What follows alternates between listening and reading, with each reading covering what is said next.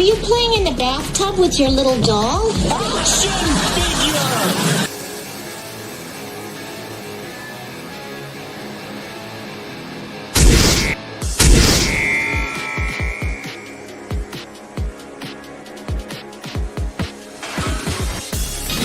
You can do it. Wonder Wheel.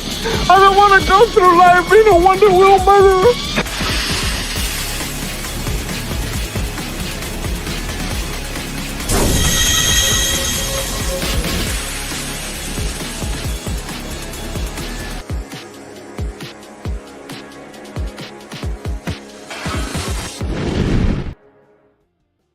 Hey everybody, what's going on? And welcome back to Toy Time Thursday as we're getting ready to have a little bit of fun on here on Collectable Past. As always, we really do enjoy every single one of you always coming out week after week to sit here and have fun with us. And today I have got a whole bunch of retro style stuff that we're digging into the old archives of everything that's in the back, the jumble and the bumble of all the shit that I've got piled up everywhere. Luckily, there was no pig that lost any toes, and everybody arrived safely back at the computer to upload all this stuff. But let's go ahead and get into it with our lovely host of panelists, the hostess with the mostesses. And of course, we are joined again by Trina Real Hard, Mrs. Co-host. What's going on, Trina?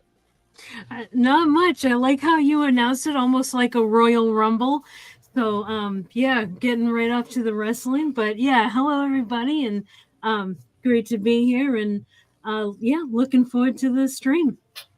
We're always going to have some fun, and we are so glad to have you back with us again. Great to be here. And, of course, let's get ready to stumble with Superfan Adam Shawhan. What's up, man? Let's have some fun. Look, we're surrounded with lovely things and toys. And where do we get them? You'll find out soon enough. But yeah, man, I'm ready. We get them off somebody else's buck, if at all possible. Yeah. And of course, our other co-host, we're missing one. We're missing one. Hopefully, he will arrive in time. But of course, Vinnieart. Here I am, right on time. Just like Trina, I'm here for the wrestling. I mean, wait, I'm here for the toys. Yeah, and there is some news to talk about. Yes, I know Shifty. He messaged me earlier. I thought it was just a little license thing, but no, it seems like yeah, Mattel got back the rights for DC. They outbid McFarlane. That we will be talking about towards the end of the show when we get our wrap up. We go into all the shit. But Vinnie, always a pleasure, sir. Hopefully, Slasher arrives at Slasher time. I hope that he's doing well. I hope everything's okay. I mean, a lot of us are going through a lot of different shit, and unfortunately, it does kind of eat into our online time. But it's no worries. Hopefully, he gets here, and if he doesn't, man, Slasher, thoughts and prayers. Hope everything's going well, and it's nothing too bad that's keeping you away from us. But before we get started, as always, let's say hi to the wonderful people that are hanging in the chat. Chaos Hoy was the first one in the house. What's up, Chaos? Iceman Modeler also in the chat earlier. What's going on, Iceman? I hope you were able to stick around for the show. I know this one runs a little bit late for you. Fun University, Adam nibbling away in the chat. Hopefully he didn't take any toes. And all the people that are hanging out there, don't kill nobody. Cotton in the house. What's going on, man? Cotton, never do that to yourself. Never do that to yourself. Never watch this Star Wars shit. You're killing yourself. And Thor Love and Thunder, what are you thinking? What are you thinking? This is like committing entertainment suicide. Don't do it, my friend. Stay away from that shit. Shifty Gizm also in the chat hanging out. Greetings all. Tonight's show should be interesting with huge news today. And like I said, we will be getting to that near the end of the show. Shifty, thank you for being here. Guys, Curtis YZ, my man Curtis, what's up? Sup?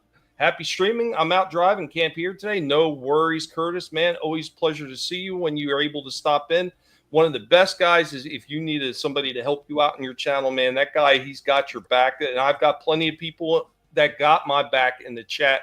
We're always watching out for the fur on the piggy's back, man. We got some tender feet sometimes, and unfortunately, one of our stars, Rorschach, is going through it right now. Poor little guy with a huge lump on the side of his face from a mouth infection. Hopefully, he'll pull through.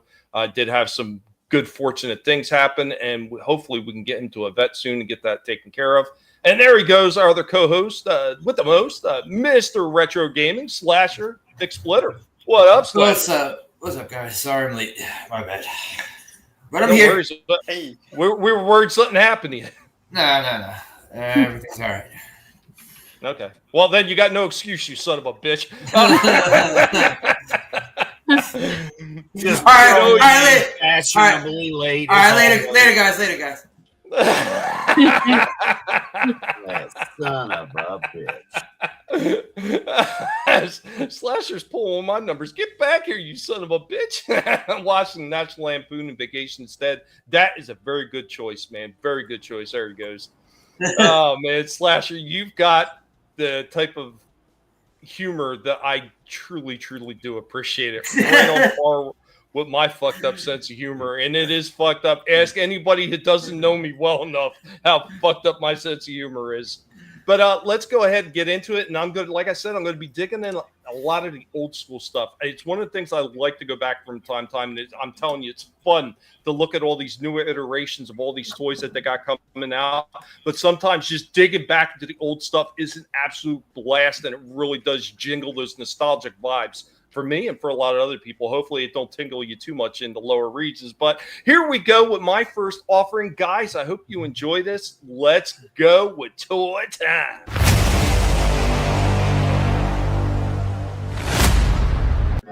So today we will be taking a look at something old school. We will be taking a look at GoBots. So we have an original here. We have Bad Boy. This one was very delicate. There was not a lot of die cast in this one as opposed to some of the other GoBots. So to have them in one piece is pretty astounding. But there we go with Bad Boy. Up next, we will also be taking a look at Spacey. This one was pretty simple. Once again, a little bit of wear on the stickers, but most of the chrome on this one looks pretty good. I do believe it does have some loose joints though. And lastly, we will be taking a look at Slicks, the little drag car. This one, most of these were secondhand. These are not my originals. The back wheel is a little bit chewed up on this one. Just a bit. I'm not sure if it got melted or if somebody just smashed the hell out of it, but there we go with Slicks. Let's go ahead and start converting these guys. So go ahead and we are going to grab the easiest one to convert first, and that will be Spacey. Not a whole lot to him. He converts very simply like some of the early GoBots did. Later on, they did get a little bit more complex. This guy, unfortunately, some of his joints are a little bit loose, so the leg kind of wants to tumble down. Slicks I've never had before, so I'm not 100% sure on his conversion. We will do the best that we can to try to get this one converted into his robot form.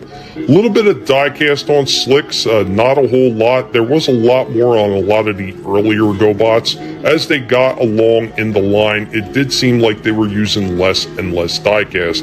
Of course, by then, this was coming around towards the end where they got wiped out by the Transformers.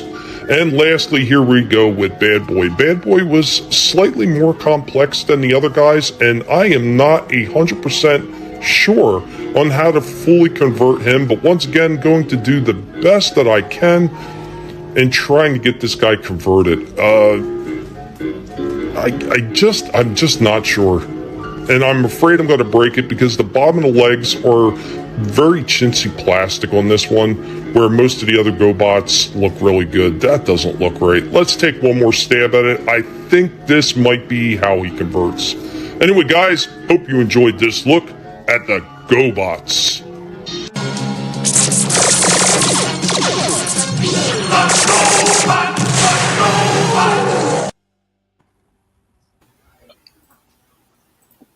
GoBots were awesome. Yeah.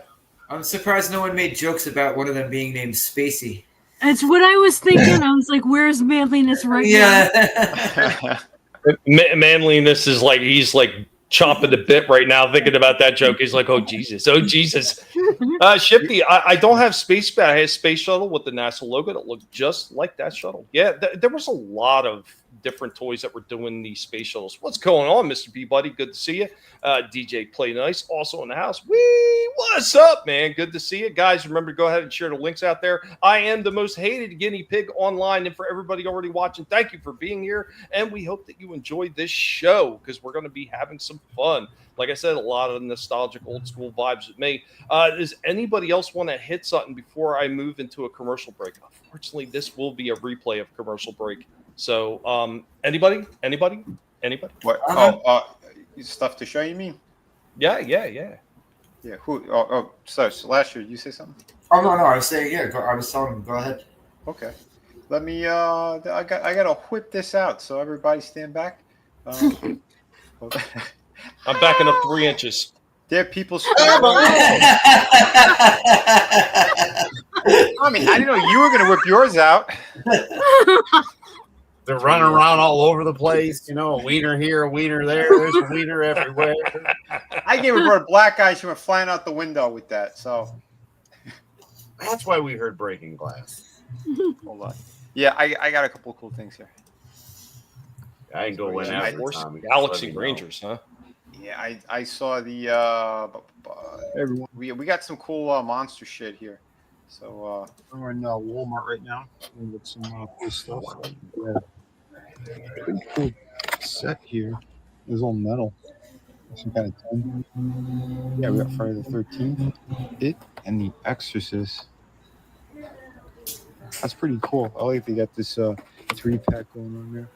And wow, I didn't know he's out yet. Well, already, rather.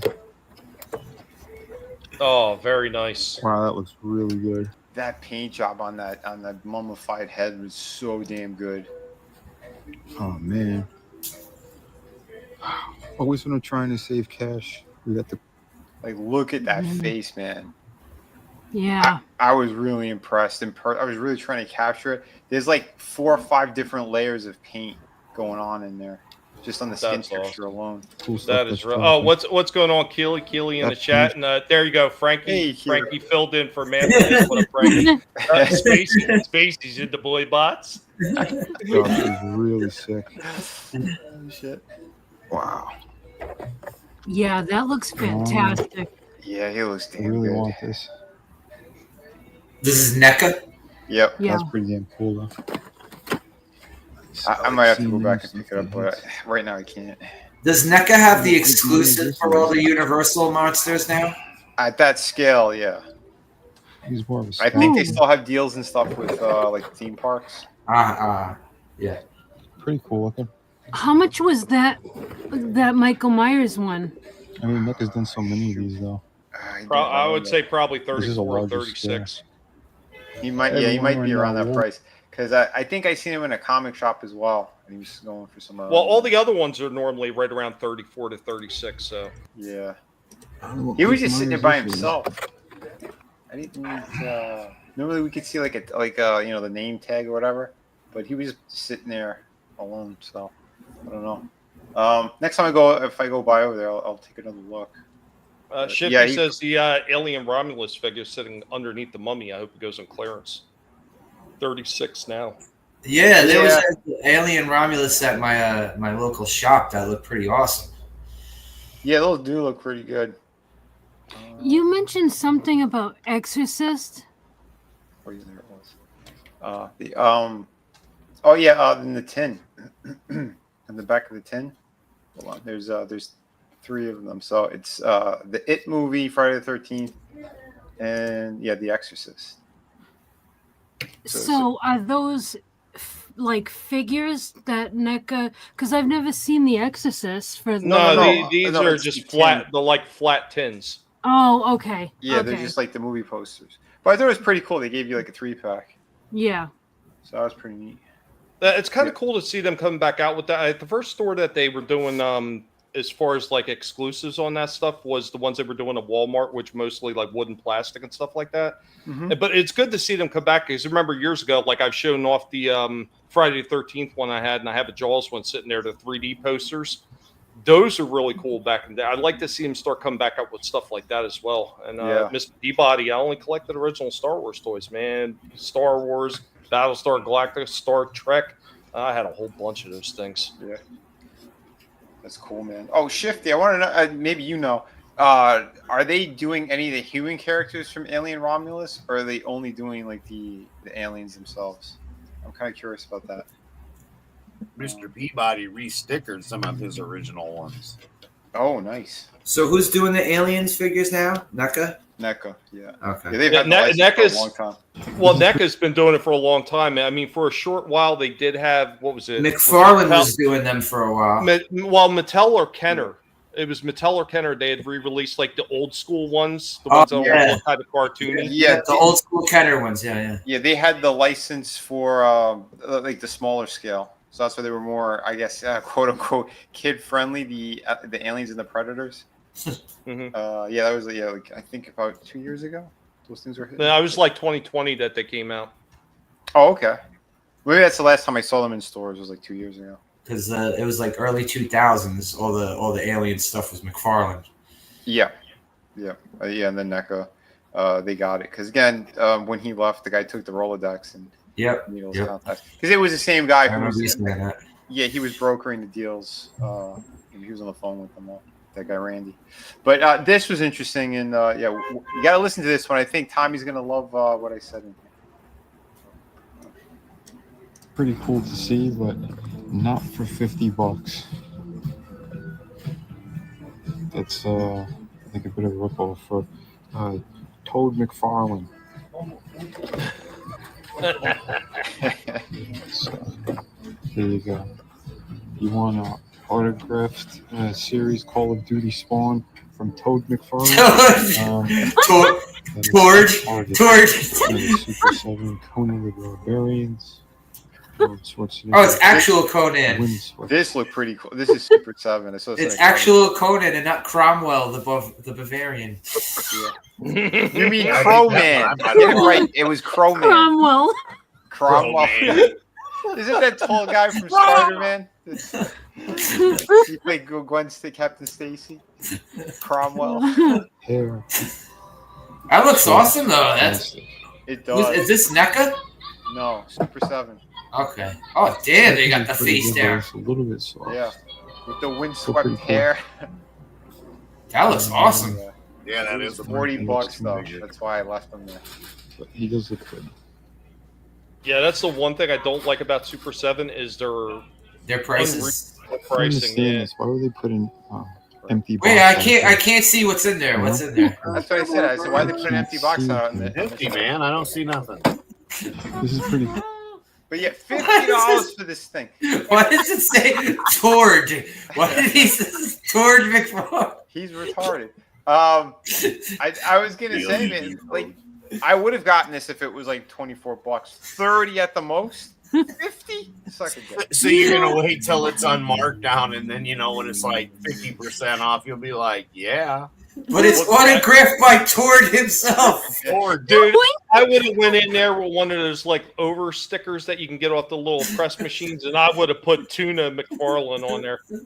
The way that he signed it, I'm sitting here looking at it like, who the hell signed that? I couldn't figure it out. I was His like, brother. Tord? His brother Tord. Yeah, I mean the guy he's just like scribbling now. He's not even paying attention to his own signature. I'm Tord now. I'm Tord. Listen, put the can of tuna down, Todd. Put it down. Toerd. Maybe that's why he lost the license, because he can't even forgot his name. Ridiculous, but yeah. God, I just almost spit my coffee out. Oh, sorry. What's up, Soul Assassin? Soul Assassin also is in the house. It's obviously a fake John Cena toy. You can see the figure.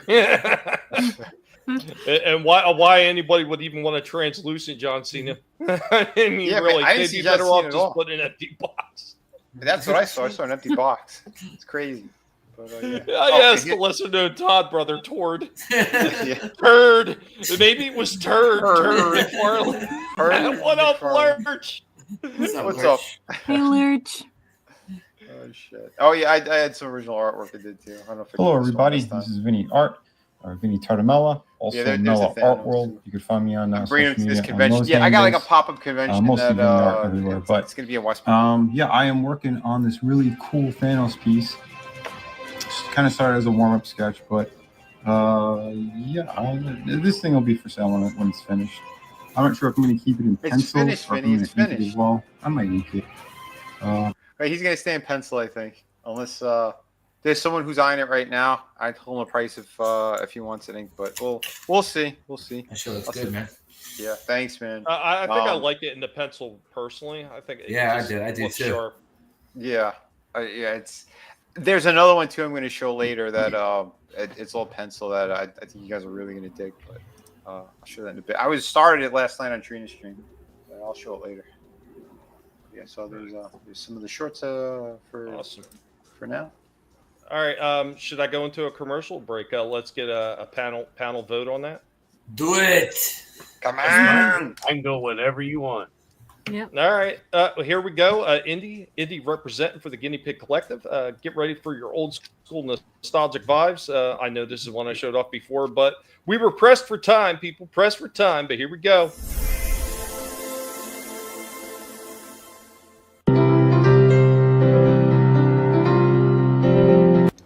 I am your Professor Indy of the Guinea Pig Collective. Welcome to Toys from Bygone Eras.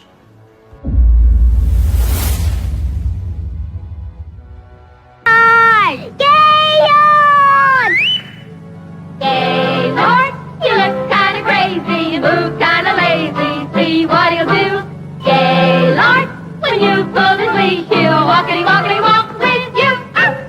Gaylord the pup is full of tricks. Watch. Back up, Gaylord. Atta boy. Now climb, Gaylord. Not Gaylord Up, again. up. Now fetch your bone. Got it. Good boy, Gaylord. Gaylord, you look kinda crazy, you move kinda lazy, see what he'll do. Gaylord, when you pull his leash, he'll walkity walk with you. Gaylord comes with a bone of his own. He's a wonderful toy. He's ideal. Gaylord, when you pull his leash, he'll walkity walk with you. Slasher's jumping for joy over that one. Into the waves, Boo. Frankenberry has strawberry flavored sweeties. Count Chocula has chocolate sweeties. And Blueberry with blueberry flavored sweeties. And here are the mini monsters. 5 monsters in all. You can trade them with friends and put on a show. 1 mini monster in specially marked boxes of the monster cereals. Fascination, Renko's fascination, fascination, the race to light the tower. Roll the balls and roll them fast, hurry, hurry, don't be last. Fascination, Renko's fascination, what a fast and fascinating game. Each player gets 2 completely different mazes. The first one to get through the maze with all 3 balls lights up the tower. It's fast. It's Fascination by Remco. Remco Coney Island penny machine. Win a prize! Let's go in. Look at the wonderful prizes you can win. I'm going to win a watch for you. The penny in the slot, and look at the prizes go round and round. Bracelets, whistles, harmonica. This lever moves the bucket from side to side. This lever moves the bucket up and down. Here goes. You've almost got the watch. You've got it. Down the chute, and out it comes. You just made it. The timer says finish. Kids, this is a toy you've got to have. Remco's Coney Island penny machine. Only $12.98 at your favorite toy store.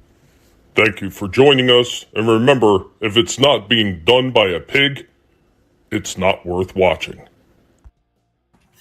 So what was it like? So like in 1958, there legit were little boys going up to their mom. Ma, could I get a Gaylord? What? You know you secretly want a Gaylord. God help you. God help you if I ever have the money to find one of those. I will send you a Gaylord and make you unbox it on this show. I'm taking Gaylord out of the box. It's just going to diminish his value. He's got to be a valuable Gaylord. Yeah, leave Gaylord in the box in the closet. But you know you want to check out his bone of his own. What's going on, Steve? What a soap in her socket beat him with it. Dan, the man I referred to as mommy. Oh my goodness. That's a comment of the night right there. Be careful, a wild steed appears. But yeah, let's go ahead. I got a few more old school things to show off here. One of them is actually broken into 3 separate parts. Cotton, wherever you are, get your drink ready, buddy, because here we go with your favorite franchise of all times. There was many pigs that were working hard on this video, and I hope that you enjoy it.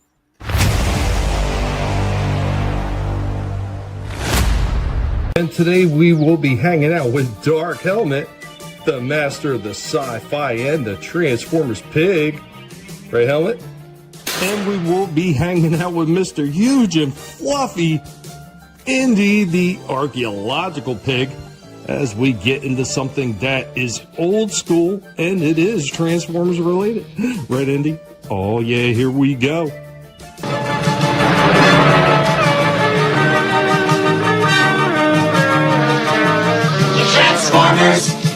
More than meets the eye. So here we go, digging into the past with some old Transformers in this case.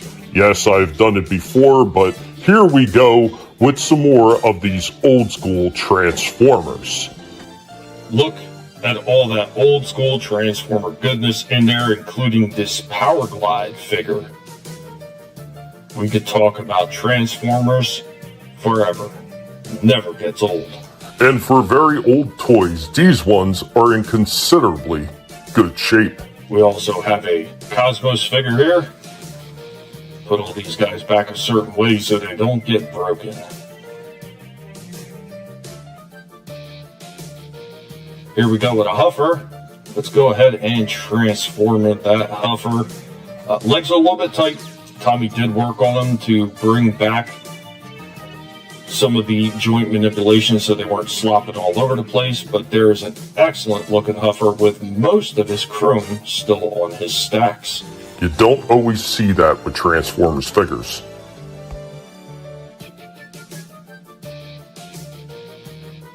And we're talking about a little old school yellowing on this Red Alert figure. Unfortunately, this happens with a lot of that clear white plastic from back then because of the bromine that was in the plastics at the time. It is something that is almost unavoidable unless you completely keep these things hidden in the dark for the entirety of their existence. Still having the hood on there is a big thing for this Red Alert, along with Sideswipe and a lot of the other ones like Jazz and Prowl and Blue Streak. The hoods on most of these Transformers were usually shattered. That clear plastic broke very easily. But there we go with Red Alert. Arms are a little bit sloppy. They do need to be tightened up, and we do need to take that yellowing off. The Transformers will return after these messages. My bromine always leaves them a little sloppy and loose. Oh, God. Yeah, that bromine that they put in there, bromine was basically a flame retardant, and every time that they used it in those older toys, man, just a little bit of sunlight on those things, man, those things will turn yellow. I've actually heard about people that kept them out of the sunlight, but I guess it was in a room that maybe got a little residual sunlight in them, and they would still yellow anyway. A lot of the ones that I've had that have kept really well, and they haven't yellowed at all, those things have been hidden totes and stuff like that, or kept in a room that's completely dark, and that is really the only way to avoid it. Is it natural light or any light? It's natural light, like regular, like your light bulbs and stuff like that. That's not going to do it unless you have a specific light bulb that's got UV in it, because it's the UV that actually really does change and turn that stuff yellow. Interesting. Yeah, Shifty says a lot of the Super Nintendos turned yellow as well. Yes, they did. Shifty also said he had Cosmos. It did. I remember also seeing a very yellow Dreamcast. Yeah, it didn't take much for, and you can get the yellowing off with hydrogen peroxide, or it's some kind of stuff that they use. at hair salons. Could it be from like leaving it near an open window, like a window? Yeah. Oh yeah, definitely. Any kind of outside UV light will turn these things. Yeah. Steve says he also misses his Beachcomber and Cosmos figure. Yeah, I managed to snag a couple. Found a couple like old school G1s at very affordable prices. One had all stickers on. One was just missing the heat rub sticker, which is not a big deal. You go to Toy Hacks and you get their heat rub stickers to replace it. So really cool. Had about 50 Transformers. Lost them all. Damn, that sucks. Bro, mine, K-Lord, Vinny, do it now. Had a Bumblebee, Beachcomber, Cosmos, and that little red tank. Yeah, Burgundy. That would be Warpath. Yep, I have him. Matter of fact, I think he's in that case. Also, a lot of plastic blister card figures. Yeah, the blisters would turn yellow too, as well, because they had Burmine. I have two very yellowed figures. The bubbles, the card bubbles. What was I you had say, some of the ones that I was going to say, I had some of the ones that you were showing. Huffer and all that shit. Like, yeah, as you transform, I'm like, oh shit, I did have those. Because the smaller ones were cheaper and easy to get a hold of than the bigger ones.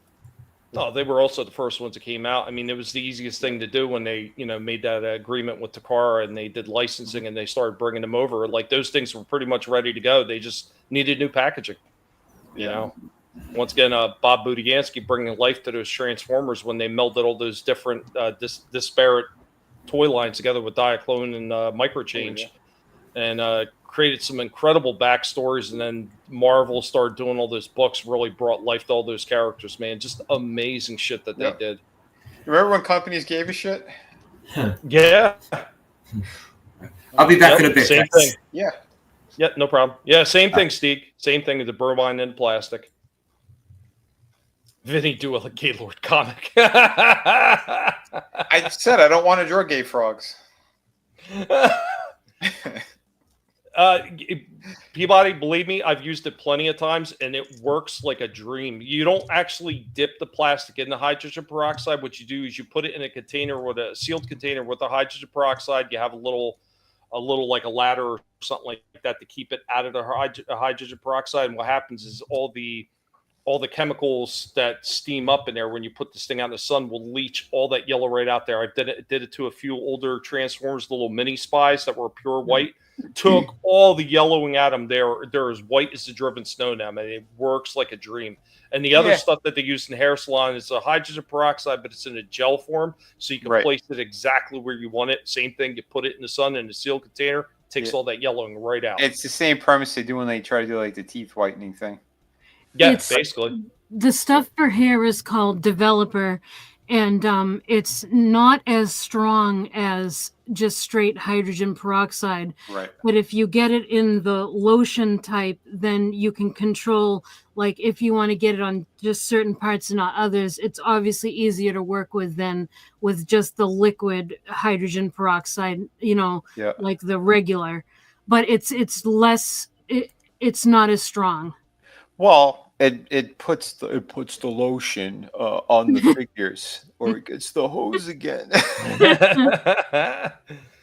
Found some kind of old school stuff in my basement this week. 4 1994 Earthworm Jim figures from Playmates. Still have all the accessories, and that's where the money is. The accessories. I can't even tell you how many times I picked up Transformers on the secondary market. The figures themselves not that expensive. Getting the accessories, on the other hand, can cost you a lot more than the figures themselves. It's absolutely insane. Now, the same that goes for Star Wars figures, G.I. Joe, you name it, man. It's always those damn accessories that they charge you an arm and a leg for every single time. Yeah. Getting a package with 6 figures in a few weeks, 5 Star Wars figures, and Triclops from the He-Man Origins line, man. And that is a difficult one. Me and Steve have talked about that over and over again. The last time he went to order that Triclops, gone. He said he's seen them up, and by the time he went to order it, they were already gone and out. And like, you got to jump on that one. This is the same one that came out like what, 3 years ago? I think that came out almost 4 years ago originally. Came around 2020, 2021. Oh, that's right. He was in the first wave, right? Yeah, and then they first or second, might have been second, but then they re-released them again a couple years ago, and it was sold out with a quickness. So they're doing them again. I mean, thank God that Mattel is doing that, because there's a lot of people just couldn't get some of those figures. But even then, they sell it so damn quick. I mean, once again, it's always these damn scalpers, man. Oh, yeah. Just ripping people off. Yep. Put out the new Luke and Leia. Very nice. It puts a hydroperoxide lotion on its skin. Well, will it react with potassium permanganate, Trina? I don't know what that is. Potassium permanganate. I don't know. Never heard of that. No, I am unsure, and I wasn't even sure how to pronounce that one, because it's not one that I've run across. But I don't know. Lurch, if you have anything more to say on that, by all means, put it in the chat. Vanished twice the day before I was to order. Yeah.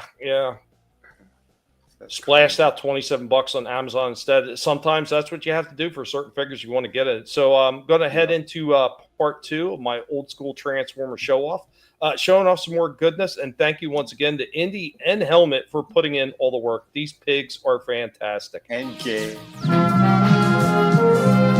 We now return to the Transformers. Here we go with an original wheelie. The paint and the colors on him are fabulous. And for being such an old toy, this wheelie is in excellent shape, and it is kind of odd how much different the toy wound up looking as opposed to the animation, because unlike all the other Transformers, the animation for the 86 movie came first, then the figures, as opposed to the other way around for all the rest of them. Amazing stuff right here. Once again, amazing that that rub sign still is able to work after all these years. Here we go with a sea spray. We also have a wind charger right here. A tailgate, who was the remolded version of wind charger with new colors. We got an original Brawn, along with a slew of other figures in there, including skids and pipes, Swerve, Gears, Hound, Sideswipe, Sunstreaker, Trailbreaker, and this Trax right here, who did have the Diaclone door on the top.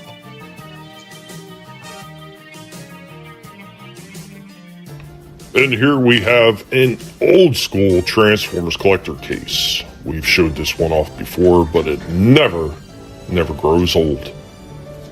Tons of older figures in here, including some of the Power Dashers, the Omnibots, both versions of Cliff Jumper, the yellow and the red, Beachcomber, whole bunch of old school goodness sitting in this case right here, and this is just one out of many.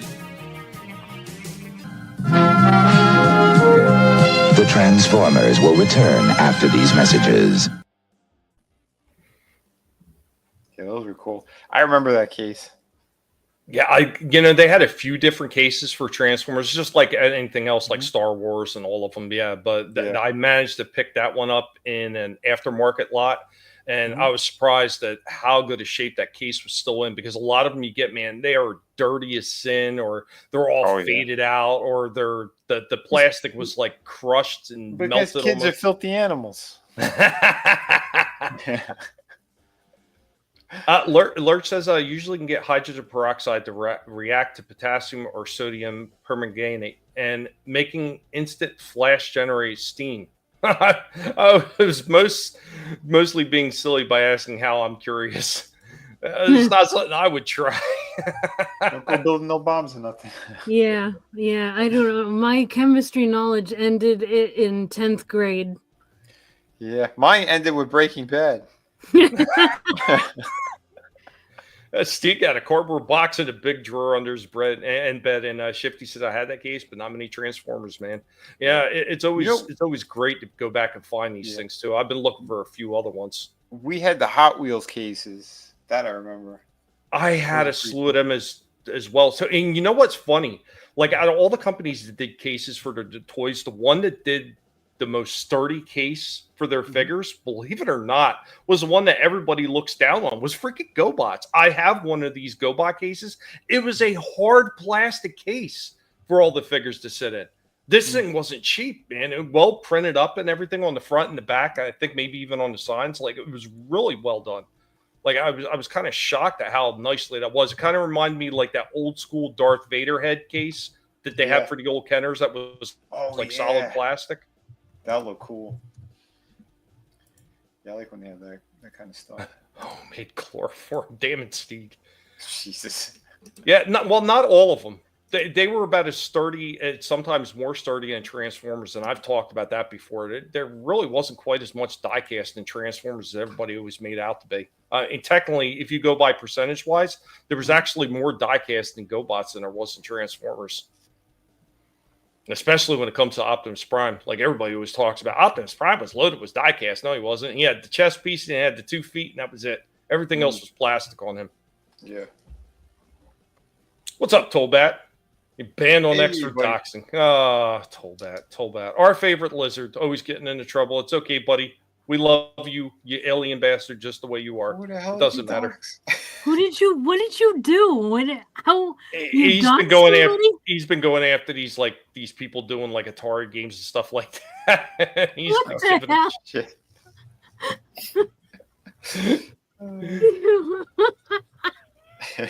It happens, Tolbat. No worries. Just I hope your tail doesn't fall off, and if it does, then it grows back.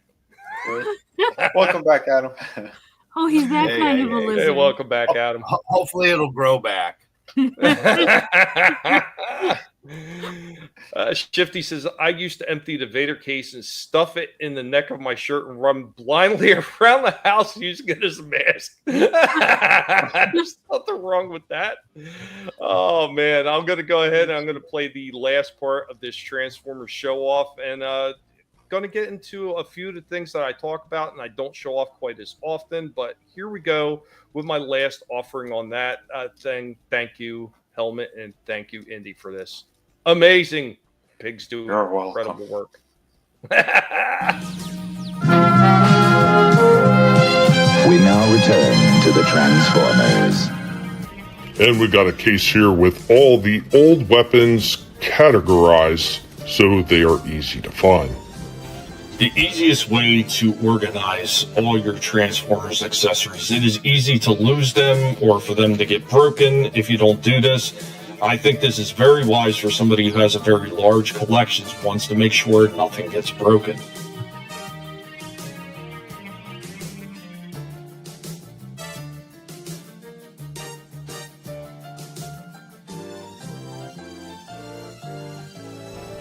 We've got Wreck-Gar's wheel right here. The rubber on that is not the original. We actually found dirt bikes with rubber wheels at a dollar store, and they fit perfectly, so they are an excellent replacement for Wreck-Gar's wheel.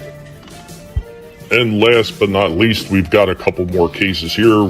Tommy has talked about this many times about Transformers that he's repaired in these big lots of broken figures. Here we go with an old Sunstreaker who has seen better days. Of course, this one, while there are some things broken on it, is much more complete than this one, which is missing almost everything. Most of these are repairable if you can find the right parts. Now here we go with a side swipe. Quite a bit missing off it, some tires, a side door, a spoiler on the back in some pretty rough shape. Now Thundercracker right here in pretty decent shape. Just missing most of his wings and everything else, his accessories. Otherwise, decent shape. Even the cockpit is unbroken and still works. Not a bad piece right there. Here we go, taking a look at a Jazz, and this is what I'm talking about, where usually that big windshield, the roof on the top is usually broken on these guys. See it over and over again. Same thing with this old school Soundwave.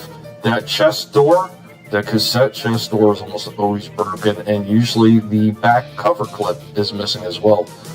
Just standard with most of them. And for our final show-off, yes, we are looking at all of these old Constructicons in this box. Quite a few of them in there in various states of disrepair. We hope that you enjoyed this show-off with me, Indy, the archaeological pig of the Guinea Pig Collective. And with me, Dark Helmet, the master of the sci-fi and the Transformers pig. The Transformers, more than meets the eye. The Transformers.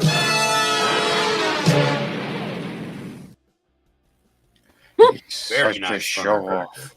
That car was picked apart like a turkey on Thanksgiving. I love your comment that car was parked in the ghetto. I drove to Harlem and left it there. I thought it was at Diddy's house. What's up, Godzillionaire, man? What's going on, man? I use those steam plastic bins for storage, man. Yeah, those things are great to be able to put things in. Nothing better than having in good solid cases like that, especially for the old ones. Like I have tons of those ones like that where the bots are in, various states of disrepair. And when I get the parts, I'm able to put them back together. And then I put them up on my eBay store to sell them and share some of that freaking old school goodness, for ones that are in at least decent shape. And I do pick these things clean for the best parts before I try to sell them. So Transformers, damn it, Steve. Yeah. I've probably got a half dozen or more G1 hooks that are broken. They're all broken in the same spot. Somebody didn't slide the bottom half down correctly, and they would snap them right in the middle. It's always the same break point on freaking hook over and over again. There's a lot of them. Yeah, it is a lot of Constructicons. And I went through a lot of them, Shifty, to be able to put together 6 Constructicons for myself. And just have not found enough parts to be able to put a full hook back together so I could sell another set. I stole Tommy's.com. No, because when you do, I'll probably be like, okay, I'm ready to buy it as soon as you get it all glued together. Because once it says Devastator, I will not glue anything at it. That's one thing I will not do when I put these things together. If I cannot get parts that are unbroken, I am not gluing shit. That is just cheap. That is lazy, and I find that. I can't even explain how I find that. It's deceptive as shit when people do that kind of crap. Because I've picked up a few bots like that when I was looking through parts lots and everything, and like, oh great, this piece that I need for this Megatron's in good shape. I opened it up and the son of a bitch was glued together, and I'm like, I can't use that because I would not feel. Oh, great but I'm talking about like that. you would do it for me because I'm like, okay, you can go ahead. I don't care. I just want Devastator complete, so I can put him next to the other one. Statue. I get that, but it's still something I just won't do. I won't glue it. I won't. I'd rather wait to find the parts and do it right. I really do believe if you're going to do anything like this, especially toy repair, if you're not going to do it right, then you probably shouldn't do it at all. That's just my standard practice. I am a very finicky pig. Things have got to be my way. Life is a highway. Way or no. Do it the pig way or get the fuck out of my house. Get off my yard. Gluing back together is fine if you say you glued it. Yeah, I know. And a lot of people are fine with that. It's just, I'm not. I don't know. I've always been finicky like that when it comes to stuff like that. Trina is in rare form tonight. Trina is always in rare form, and it's always such a joy that, I don't say it enough, but it always is such a joy when I get everybody together, even when they're a little bit late. It's always great when I have these people up on the panel, and they really are amazing. And wait, there's a time you have to be here. That was aimed at you, Slasher, not me. Oh, please, I've been late one damn time. Get over it. Get over it. Busting balls. But, and also all you awesome people in the chat, all you people that are watching, even if you're not saying something, we really do appreciate every last one of you being here, and we do hope that you're having a good time. But I have offered up my first couple offerings right here. It is time to pass the wheel on over to somebody else. Whoever's next, go for it. You are on like Donkey Kong.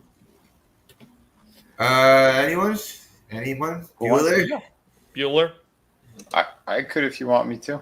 Sure enough. Okay. Here it goes. I'm going to whip out the Iron Grenadier.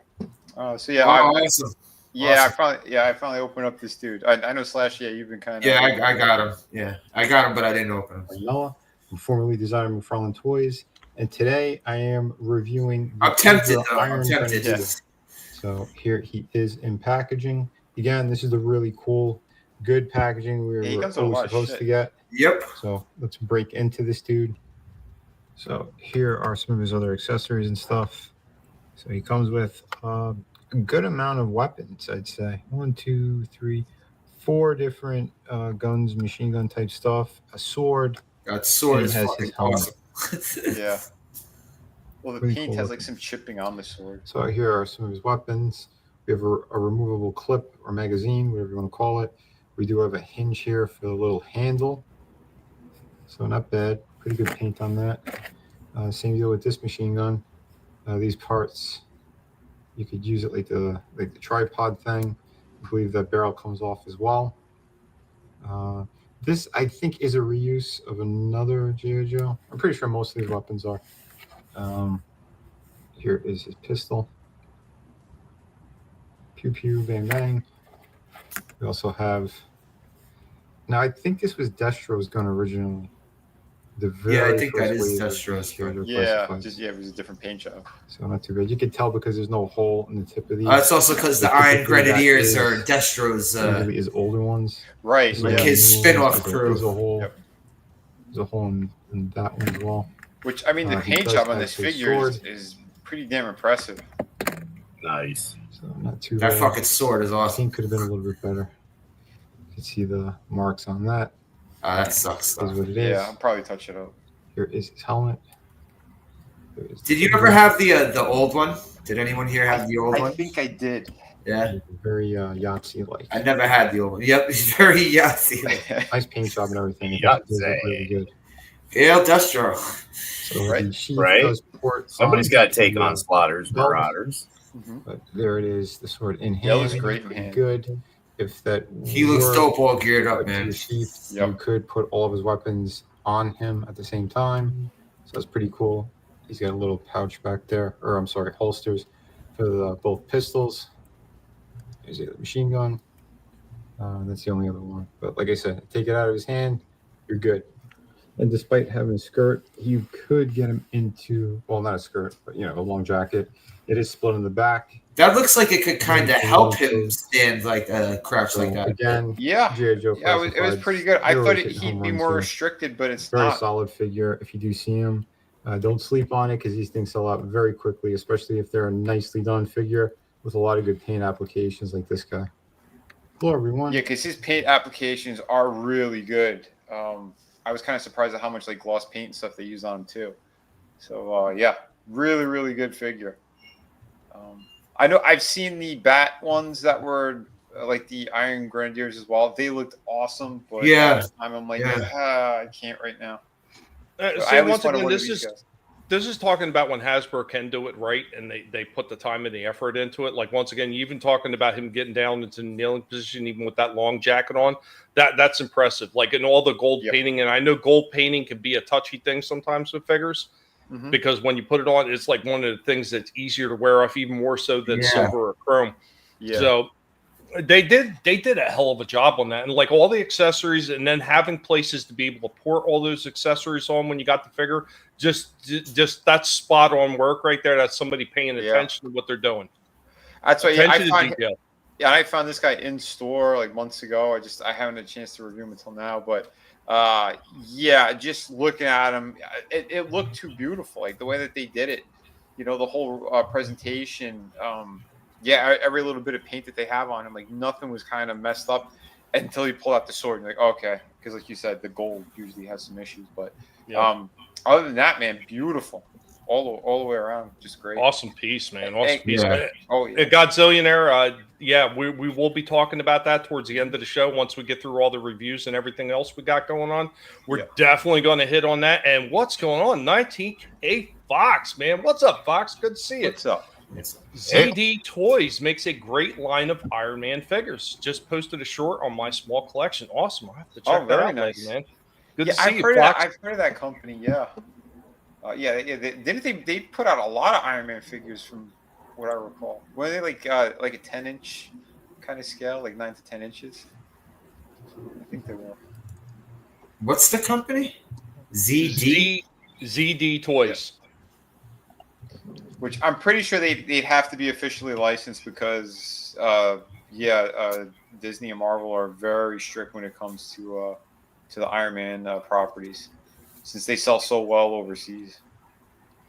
And that's what we've talked about that numerous times, where a lot of these third-party companies or lesser-known companies are getting in on this stuff and being able to sell these toys, getting the licensing and everything like that. A lot of them, and you know what? Sometimes knocking out of the park and doing 10 times better than the official companies that were doing these licenses before they're doing, because you know why? They care a little bit more.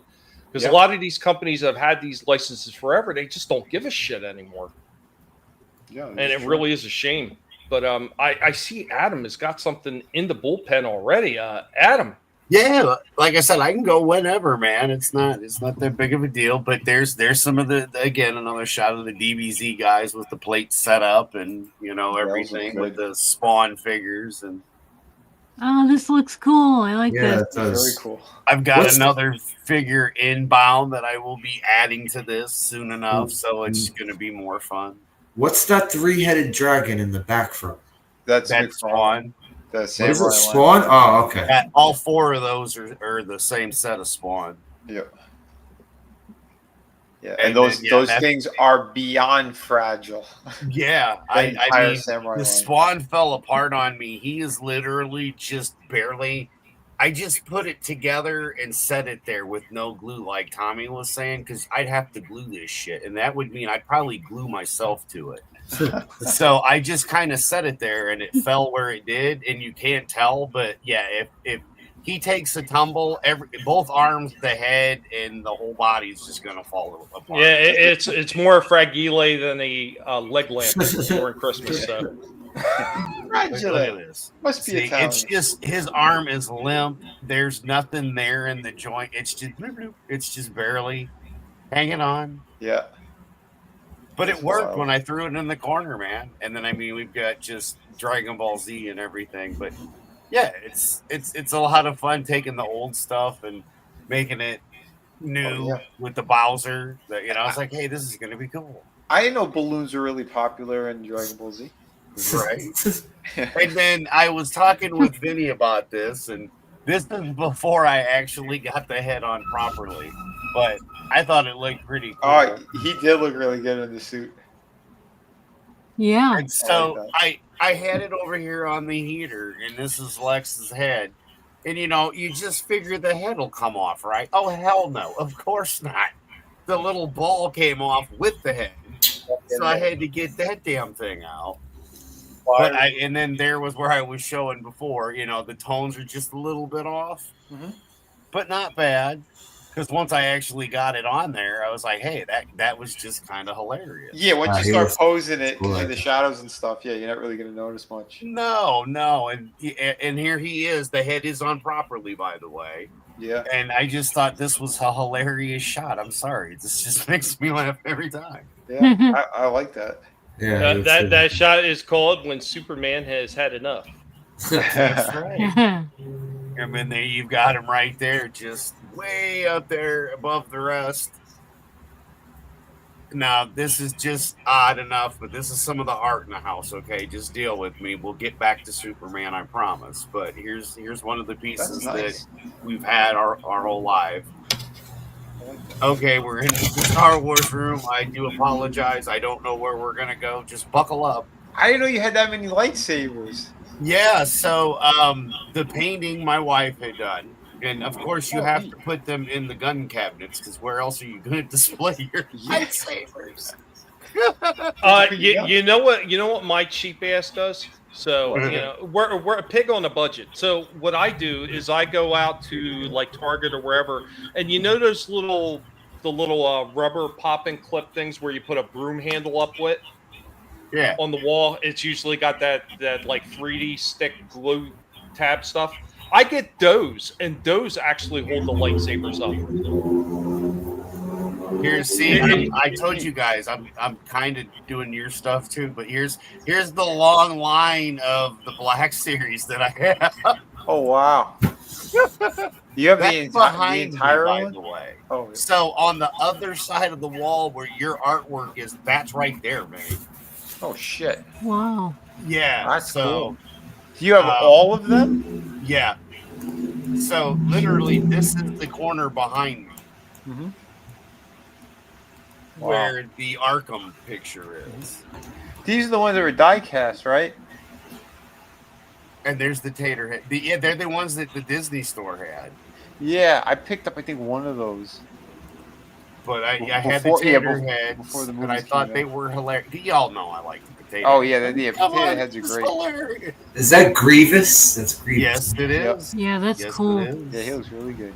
And you had Ray, and then some of the Legos I had done, because you guys know I love Legos. And then, yeah, I was trying to get the shot so I could get good shots of them, because the Harrison Ford's really cool. But yeah, we have the whole sets, and That's it was awesome. pretty cool to back, and get them. And then here we go. I was leaning in for the good lightsabers and the Kylo Ren, even the jelly beans that have not been opened and or ate. Yeah, I wouldn't eat those. Not even when they were fresh. But here you go. Same thing with Vinnie. He gets rid of a lot of his boxes, Steve. I can't. I don't understand why people do that. I mean, well, no. All space. If you don't, yeah, I was gonna say if you don't have the room for it, but I'm sorry. Every time I hear Vinnie say he threw out a box, I start getting hiccups. Here's die the a little. thing. I don't throw used them out to all the be- time. That used to be the entertainment center. So you had the TV and the pool table and all, like before the dogs. So that was just part of the decor with the stuff I'm about to show you. Look, Tommy, it's a bubblegum machine. Imagine that. That's cool. Oh shit! Yeah. That's awesome. The American Pickers will come and get those. I've is got that some like cool- a bona fide like old fashioned gumball machine? Like, I mean, that's Yeah, awesome. it was a quarter. Yeah, it was a quarter one, and I've got the jelly belly. So see, there's Oh shit! this is key. Now, Tommy, you would probably be the only one that knows what this is. Wrong. You do what? I think we all do. Everyone on the panel here. You kidding me? I tried to know, break I was into just one of trying those to when I get was a the kid. Get a shock out of them, but I used to fill those at the one of the companies I worked at in my Yep. younger days. So they used to have them out at the drive-ins, and it had the ice, and Mhm. it dropped the cup and put the soda in Yep. it. Well, Is this the one that had like the special like circle key? yeah, Yeah. and there's the stamp number on it. That is awesome. And there's what it is converted. That is so cool. Oh shit! That's oh, all wood. nice! You I was turned gonna it into say. a gun safe, Yeah. That's Dude. my Mosin Nagats. dude. Oh Bottles my of god! wine, because you gotta hide your wine. But that's all wood, solid wood. The Amish built this. Holy shit! And then there's a vintage. That's the little gun cabinet to the left is full of these kind of lightsabers. Obviously, the ones the kids played with and all that. But these ones like here, this was the set that I kept that they didn't get to open. This is the bathroom that I made because I like wood. Giggity. So, this is my bathroom, by the way. So clawfoot tub, all that good stuff, and yeah. And then we did the whole corner thing, and then up above there's the hatch to get to the upstairs tub and everything. And then to the artwork. This is another one my wife painted. And then here's just one of the ones across from the main living room. You got a lot of cool shit. It's just some of the art stuff. And again, I know this is, there we go, back to the Superman. But yeah, I thought that was kind of silly looking with the Joker. And then I started thinking of things Tommy's told me. So I started kind of moving around to get different shots at different angles. So again, with the Arkham and everything, I thought it was just kind of cool to Oh yeah. play around with it. Today I saw in the store it was a complete different version of that Christopher Reeve Superman. It was the Superman with the Christopher Reeve face, but it had those ugly black paint splotches all over it. Yeah. Yeah, I've seen that. I think Shifty was mentioning that there was like a chase version of it where it was supposed to be him where he was like the drunk version. Like in Yeah. With the darker costume, and he's got the 5 o'clock shot. That's like the platinum version, I believe. Yeah, because the platinum version is the darker blue. It's got the same two heads, giggity, but the darker blue. Mm-hmm. Yeah, they and then swapped them. Another thing, Adam, when you're taking those different shots too, lighting, like using different types of lighting too, like you can get some really amazing shots with some of these figures in the same pose, but just adding a different type of light source, amazing looks to it. Like if you got like little reds or green lights or stuff like that, you'd be surprised how much it actually changes the look of the overall shot of the figure. Well, what was so funny too, especially in the black and white one, but it is the shoulder of the Joker, but it looks like he's flying in a hill, and you almost don't see, especially when it's in the black and white, you don't see the stand. So it looks like he's floating, going off the ground, because the way that the hand, I think it is actually, but it's a part of the Joker, but it actually looks like he's flying above like ground or a rock. And I was just like, man, that actually turned out really good. But I had fun doing it. I was like, this is going to be fun for the show. I'm going to share all kinds of stuff. And there you go. That was just a sample of the fun I've had today. Beautiful, man. Awesome. Yeah, those are really good. Great stuff, Adam.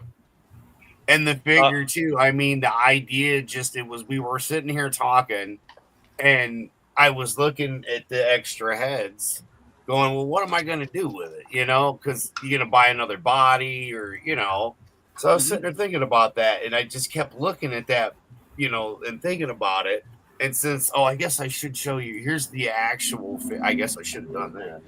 The actual figure before was with, Bugs. And I don't have the other version yet. There is another version that I have.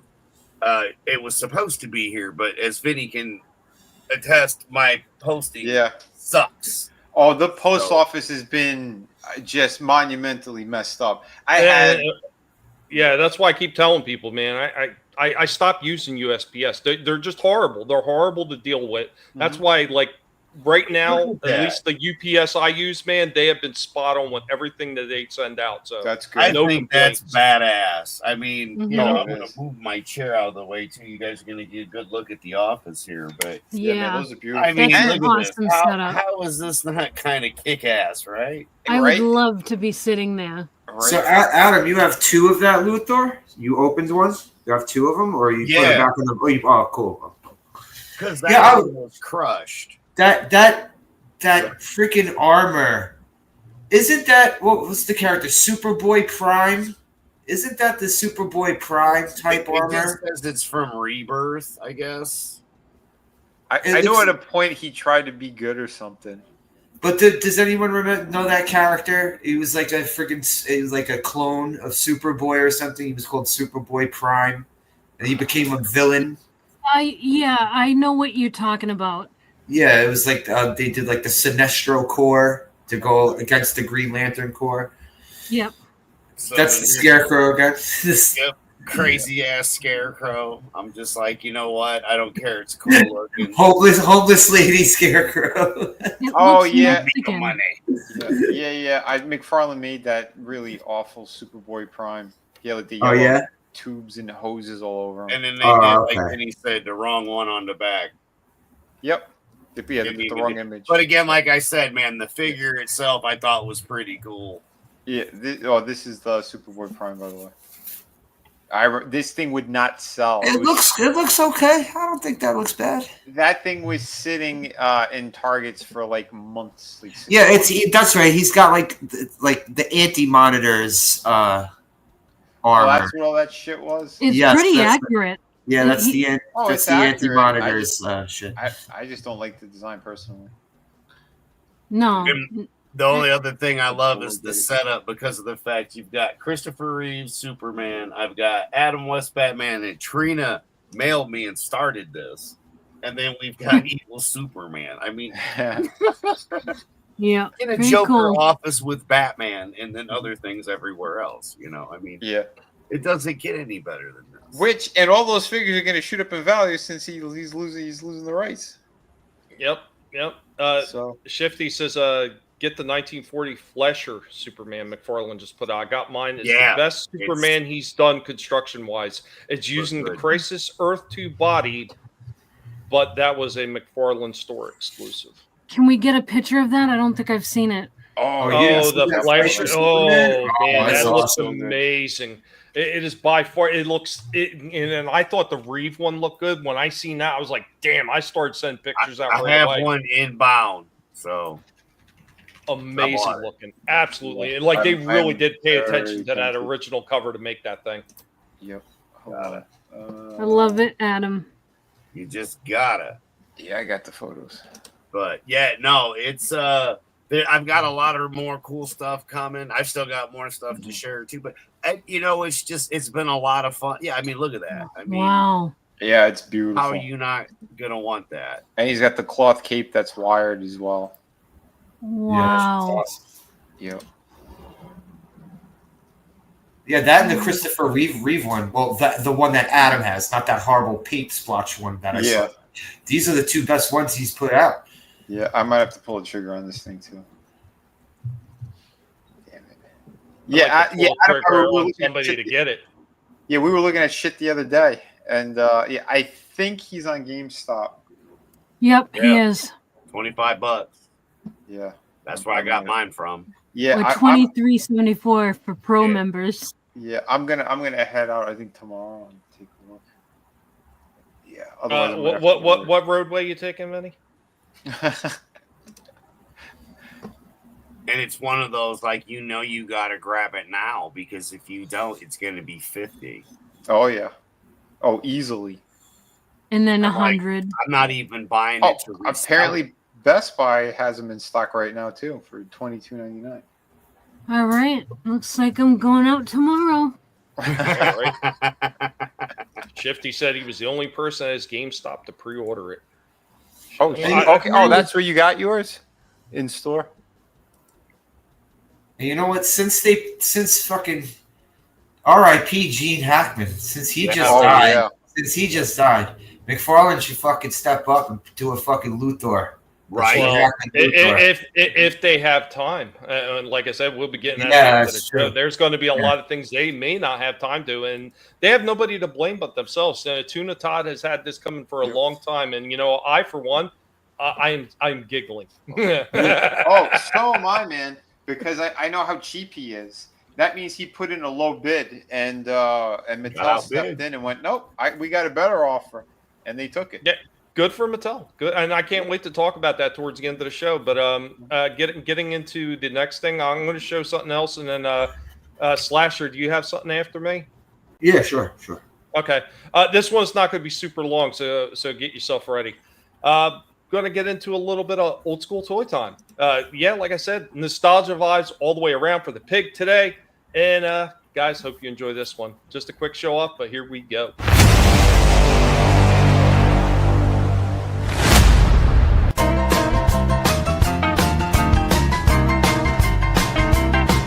Welcome back. The pigs are taking a siesta for this one as we're getting into old school toy time. So on old school toy time, we have shown off a slew of different things. We've shown off like an original Battle Cat right there. That one was sent to us by Steve. Thank you, Steve, for that one. Got some of the old Frightmare creatures from the real Ghostbusters that we've shown off. Some of those old school original catalogs. Nothing better than some of these old school catalogs, especially these old G.I. Joe ones. So, of course, we've shown off some of those as well. Today, we're going to show off something that is a little bit older from McFarlane Toys. So, they're sports picks. We got this old school Martin Brodeur from the New Jersey Devils. Yeah, back in the day when we used to like hockey, we loved the New Jersey Devils. Loved the colors, even the original colors where it was green instead of black. So it was almost Italian colors or Hungarian, if you will. So there we go with an original sealed Martin Brodeur. Eventually may have to wind up selling this as things become tighter and tighter financial-wise here, but there we go. You guys have any of those sports figures from McFarlane back in the day?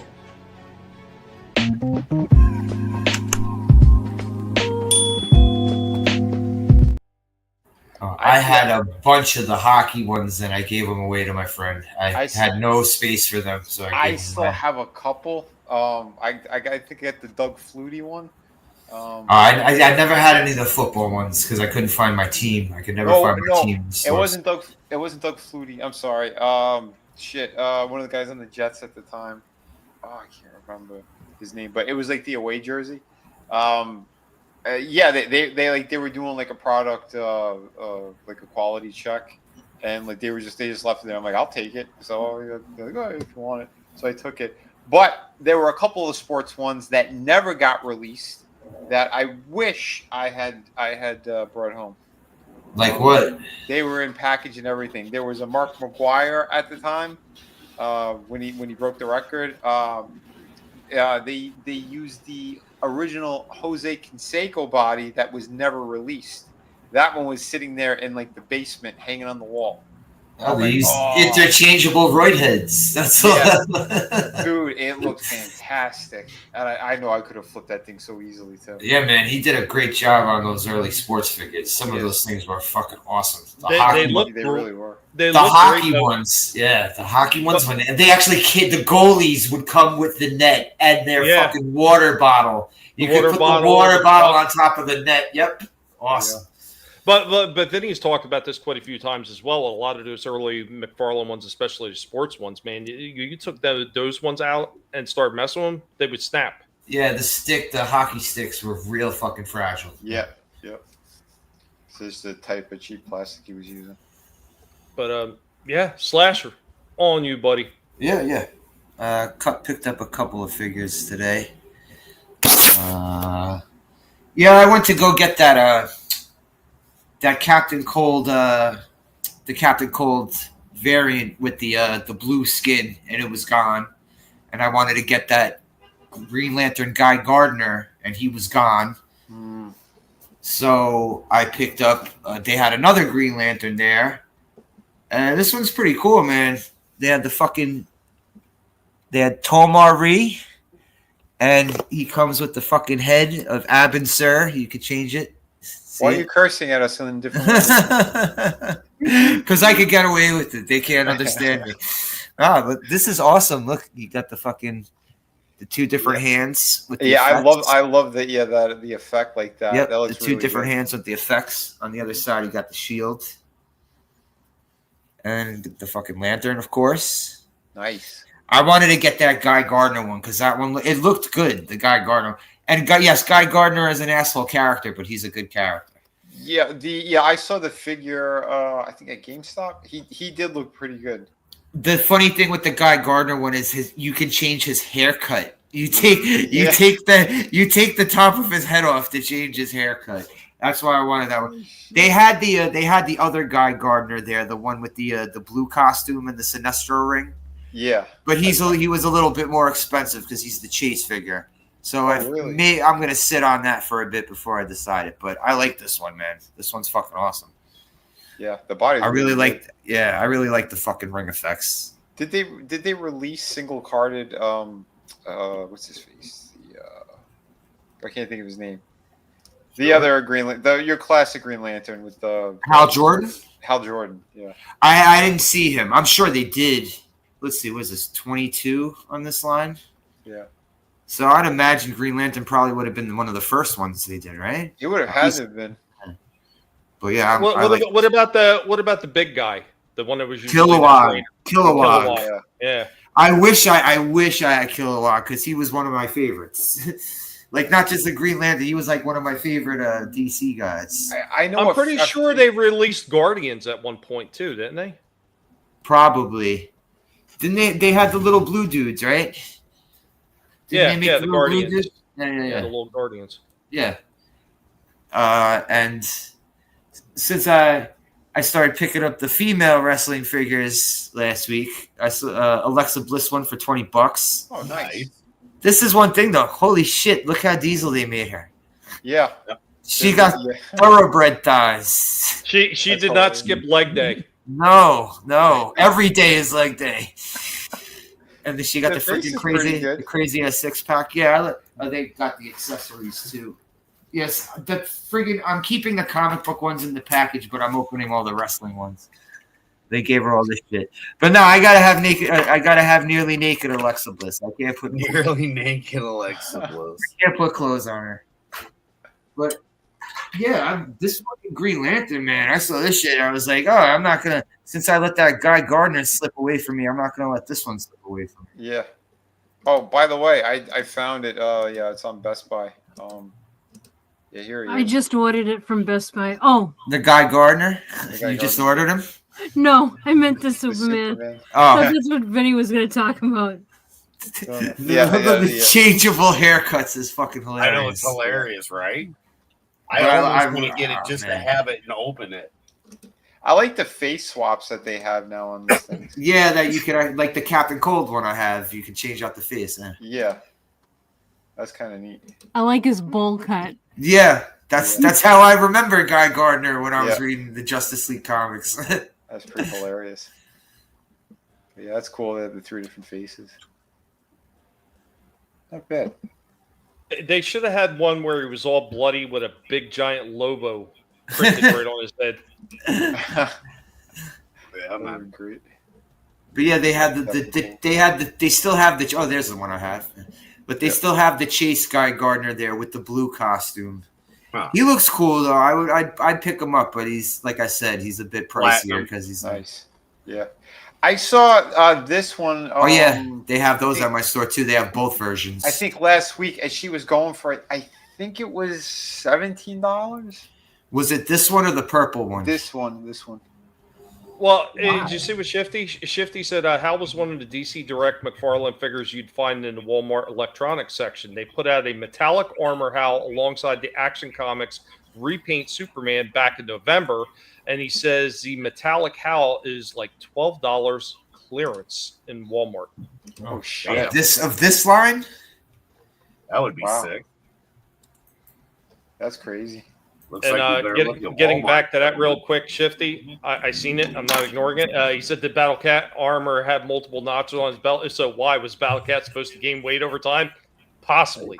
The one that Steve sent me unfortunately didn't have all the armor. It's not a big deal. I do have another one from the Origins line, but yeah, a lot of those had like the extra notches. I think that was more so for taking the armor off and putting it back on, because when you had to get it like notched down to where they have it initially, it's super tight, and most kids are not going to be able to get that down to the final notch. So they had another notch or two beyond that so kids could get to it easier. And he says, yeah, it's multiverse.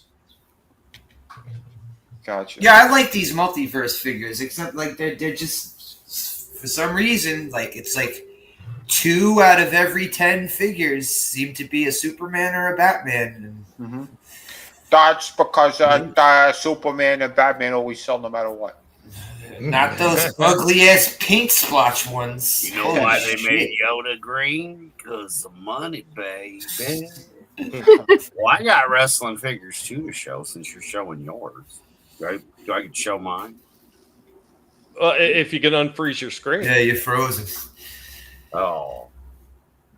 Nice to see you. Right? I see you, and I see you're just as frozen as the rest of the background screen. Did you try turning it off and putting it back on again? Yeah, right. Like unplug your router and plug it back in. Thanks, CenturyLink. I didn't think of that. You better not have a blunt Sid too. Oh no. Well, Adam's trying to figure out that. I got one other thing I could show real quick for a toy break. As soon as Adam gets that figured out. But here we go with our toy break for the day.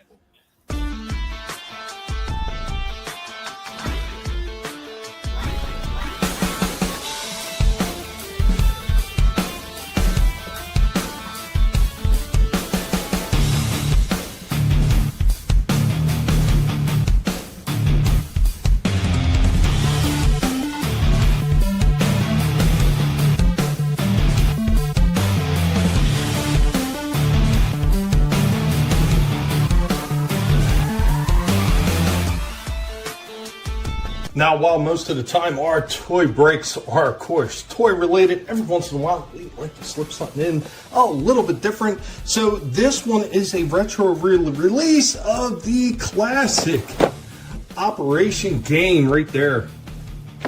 Let's see. Let's go ahead and we'll get this open and we'll take a quick look at it. Of course, much like the original game, there are cards right here, and this determines what piece you're going to go after. There's a bunch of them, of course. Oh, the wishbone. The wishbone. Huh, why not? Here we go. There's a bag of parts in there, right there. And of course, just like the original one, you got your little tweezers. Let's go ahead. I'm not on a very good angle, but let's see if I can pull this off. Oh, no. Oh, no. Oh, no. Oh, no. Yeah, we're just going to go ahead and keep hitting that because that's so much fun. But there you go. If you can get in there with the tweezers, you can try to get the piece out. This one's being a bit of a pain, but there you go with the classic re-release of Operation. Now, I know they came in a bunch of different ones. I remember they had like a droid one and everything. You guys remember Operation?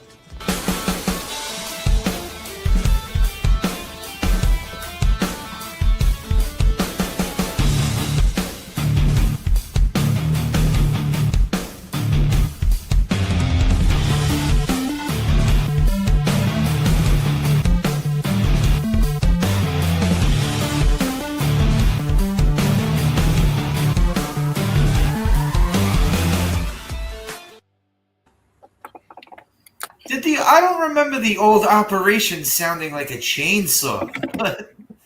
Holy shit, that was loud. It was a lot louder on my end.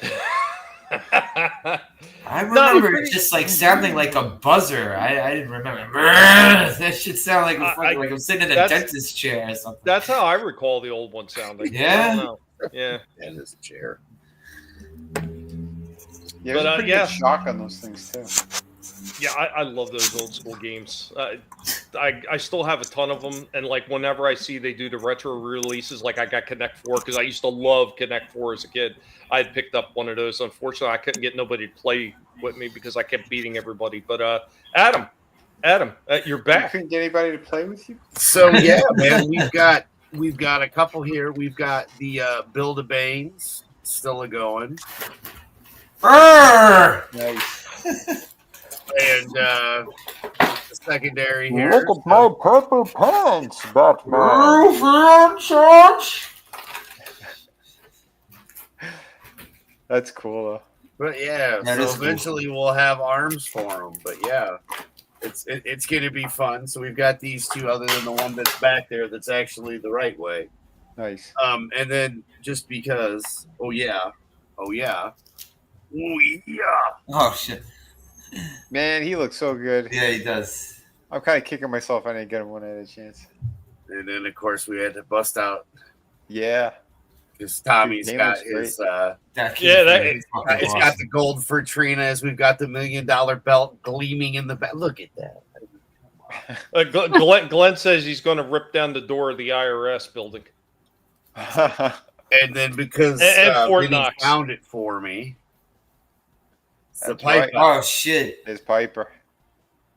And even though it was a little banged up, I still put it in the case because he goes on the wall underneath Mr. T. Because the way I have it is Hogan with the Winged Eagle, Hogan with the WrestleMania 1 style belt with T, and on the opposite side is Hulk Hogan in the NWO. And then I've got the Savages. Well, you got to have Piper that has to go under Mr. T, right? Oh, yeah. I mean, how do you WrestleMania not? 1? So excellent. Yeah, so that's why, and he's in the protective case, like I said, as he should be. But yeah, I wanted to open it up and play, and I will get one for like $20 eventually. There'll be somebody that has one. It's loose, you know. But yes, I don't normally open them very often, but I have been having fun with the ones that I have, and I will be building the Ultimate Batman, so you'll get to see that here. I just can't wait till everything gets here. But yeah, and this again is all brought to you because Trina started it, and then Tommy also helped with the figure that I've got to get everything else. That's next on the list as well after the Batman. Adam, we have a Colossus. Adam, listen to the pig father. You know, we tell you to get into these things, and you have no choice. Okay, there's no choice in the matter. Yeah, not awesome. Yeah, I am, and I wear that badge proudly. But awesome stuff as always. Adam, Vinnie, did you have anything else, buddy? Yes, I did. One sec. Let me whip this up for you again. Did I have it up already? No, I didn't. Here it is. So I do have another. I got a Marvel Legends here, which I thought this was pretty cool. I read a couple of the books where he was in it because one of my favorite artists was doing it at the time. I thought this was kind of neat. This is the Superior Spider-Man. So this is the one that has a Doc Ock's mind basically in a clone of Spider-Man. Everyone, this is Vinnie Mella. You know me as Vinnieart online. And yeah, we do have a new figure here to review. I'm a former lead designer of McFarlane Toys and a comic book creator. So please check out my stuff. It's on Vinnieart and MellaArtWorld.com. But yeah, we do have a Spider-Man here. What Spider-Man? Superior Spider-Man. So let's check him out. We're going to open him up. Decent artwork on the box. I think this is shit. I don't know the modern guy's names. Yeah, I forgot this guy's name. It starts with an N. I forget. But pretty cool. So here is the figure. Just slid him out. He has two trays. So one that has his spider arms or his legs, whatever it is. Although these got to be flipped and turned the other way around. That's not right. But yeah, we're going to get into this. And he actually is a Spider-Man with toe articulation. So that's supposed to be standard with these guys. But yeah, let's take a better look at this guy. I do like that they have reflections in his eyes over here. That's pretty cool. And he does come with an alternate head. So if you don't want that, you can have whatever version you want. So for articulation, he's pretty solid all around, but I hate this waist joint. Now, the main problem I have with it, I guess he has 3 holes in his back for his backpack ports. But when you crunch him over, you get the old hunchback routine. Or if you go the opposite way. So that's why I don't like that. That should have been a ball joint diaphragm situation going there and put the hinge lower like he did with the other ones. But everything else is very nice. I love the toe articulation on this guy. He's got the butterfly joints, which they could have been a little bit deeper, but still pretty good for what they are. But overall, he does look great. This is the Doc Ock version. Yeah, Shifty, this guy was 30.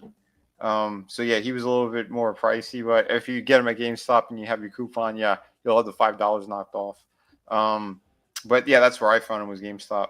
I think they re-released him because he came out a little while ago. And yeah, my GameStop had like 2 of them the day that I got him.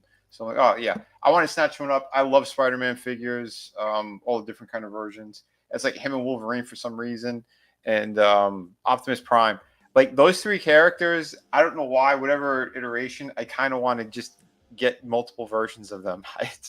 You know, the different costumes and the looks over the years. But another thing to point out, he does have the drop-down hips, like the G.I. Joe Classifieds.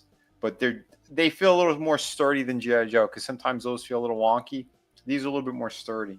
So I thought that was cool that they added that as well. So he get a little bit better range with his legs. His mind went into Peter Parker, blah, blah, blah, you know, whatever stupid storyline they had.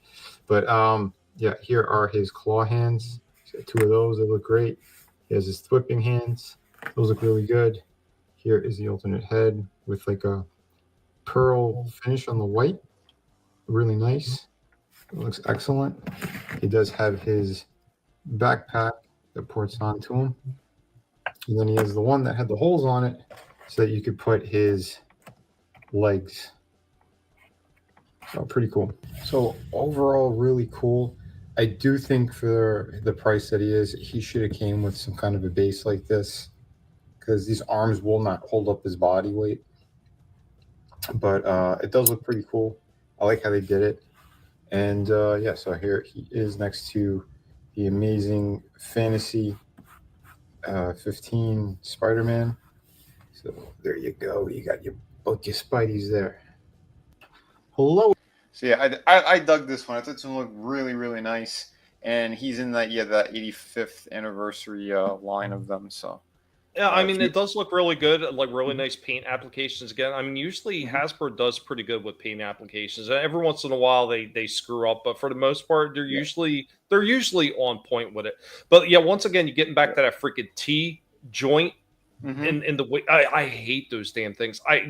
There's been a few figures where it doesn't bother me that much, but for the most part, there's usually a huge lack of articulation to it with those things. Either they don't move enough, or they move too far, and you get like that weird, like broken body syndrome, like that thing, contusion. Like you saw in the front when I bent him the other way, and he's got like a huge contusion that's just like busting out of his gut.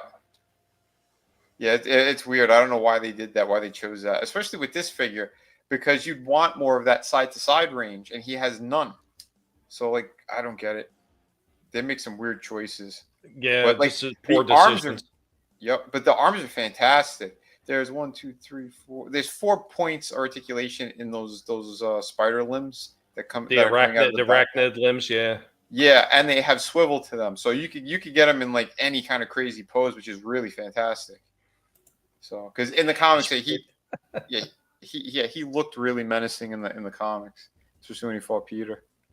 It kind of reminds me of what they did in that freaking Marvel movie where they gave him the Iron Spider stuff with the limbs. Yeah, and that came from basically the original comic book, the Civil War one, when he had the iron suit. So it was basically it was like Iron Man colors, the red and gold. So, but yeah, that's where they got the stupid idea. And welcome back again, Adam. Hey, yep.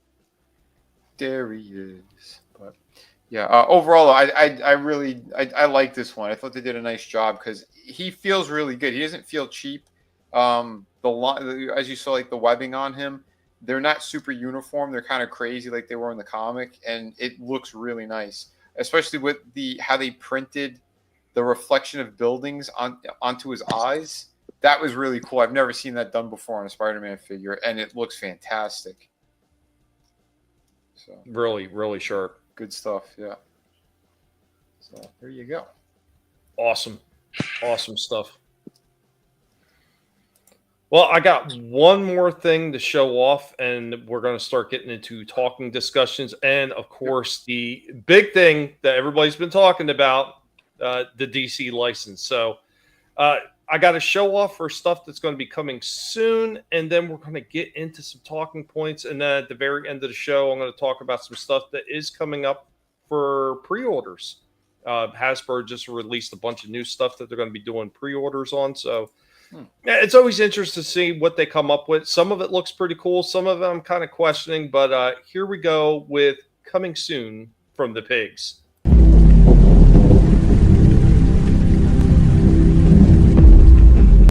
Guys, we are hanging out in the Bagwood Barns. G.I. Joe and Battle by Pig. What's going on, Barnes? You want to say hi to everybody? Oh, Barnesy. Oh, big hugs from Barnes, because Barnes is amazing. But we're back here with Barnes because there are things that are upcoming, right, Barnes? Things eventually we're going to get to reviewing, because Piggy's work is never done. So, as you can see, the stack up of figures there, we just recently got Buzzer. But we got a Torch sitting there. We got Naugahyde. We also got Road Pig down there. Somewhere else, we've already done Ripper. But those are just the G.I. Joes. And then there's always a slew of other figures that we have yet to get to. And by goodness, the pile-up is always just keep piling as we're digging through things, trying to find things to finish off for reviews. But we will eventually get to all of them. Barnes would like to thank you for your patience as we slowly meander through all these toy reviews that we know we got to get to, right, Barnes? Let them know, pal. Guys, we look forward to bringing you more stuff, and Barnes does as well, don't you, Barnes? Oh, Barnes, the pig of mystery. Guys, until next one, Barnes wants you to have a good one.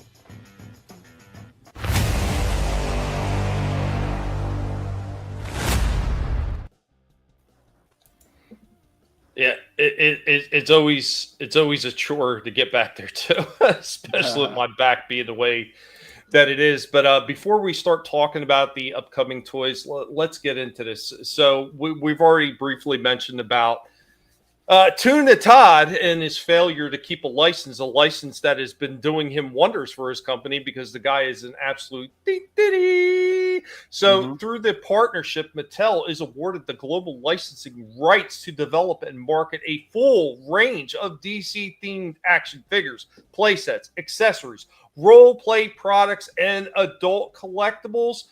Tuna Todd has got until 2026 because that is when the licensing starts. In the second half of 2026 is when Mattel takes over. So whatever Tuna Todd has got planned, he's going to have to do it and do it quick because he is quickly running out of time. And as we all know, Vinnie will attest to this, it takes time to put all these things together to actually get a figure into market. So Vinnie, go ahead, give us your thoughts on this. Yeah, I think Todd dropped the ball in a massive way because he's been making so much money off these figures. Again, a lot of people think, oh yeah, he's just kind of struggling, or he's the little guy. He's not the little guy. I've said it multiple times, and especially when they did the documentaries on the dude, when they said, oh yeah, he lost all of his money in these lawsuits. No, he didn't. He did not. People keep thinking that, and they're trying to put out bullshit stories. I was working for him when it happened. If that were true, his companies wouldn't have existed. No one would have been getting paychecks, and that was not the case. That was all horseshit. It was all fabricated because his net worth is a lot more than people think, and especially with this license. That's why I was really pissed. I was very vocal when he first did those Kickstarters, especially for that first spawn. I was like, no, you're bending over the customer for sure, because like you can release these things retail. There's someone who's messaging me about that recently with the medieval one. Because they missed out on it. They didn't know how good it actually looked. It was a little deceptive. But I said, yeah, in hand, it's probably one of the most detailed figures he's released in decades. But Todd is notorious for being cheap. So I'm sure he put a real low offer in, or one that he thought was kind of where it needed to be, how he got it the first time. But not the case. And people like him that used to be small, they forgot where they started. So once they get to the pinnacle of where he was, like, because he was on top of the toy industry for a very long time right there with everything that he was doing. And a big part of that was all those DC figures. More so than Spawn and everything else. And what did he do? He pissed it away. Now, Mattel, and I've been talking about this a while, what Mattel doing a lot of these re-release of older figures, like digging back into the origin line, starting to do crossover with TMNT, the Thundercats. And with the TMNT crossover, Turtles of Grey Skull has been outstanding, with the exception of the last two figures that I reviewed, which were Skeletor and Natila.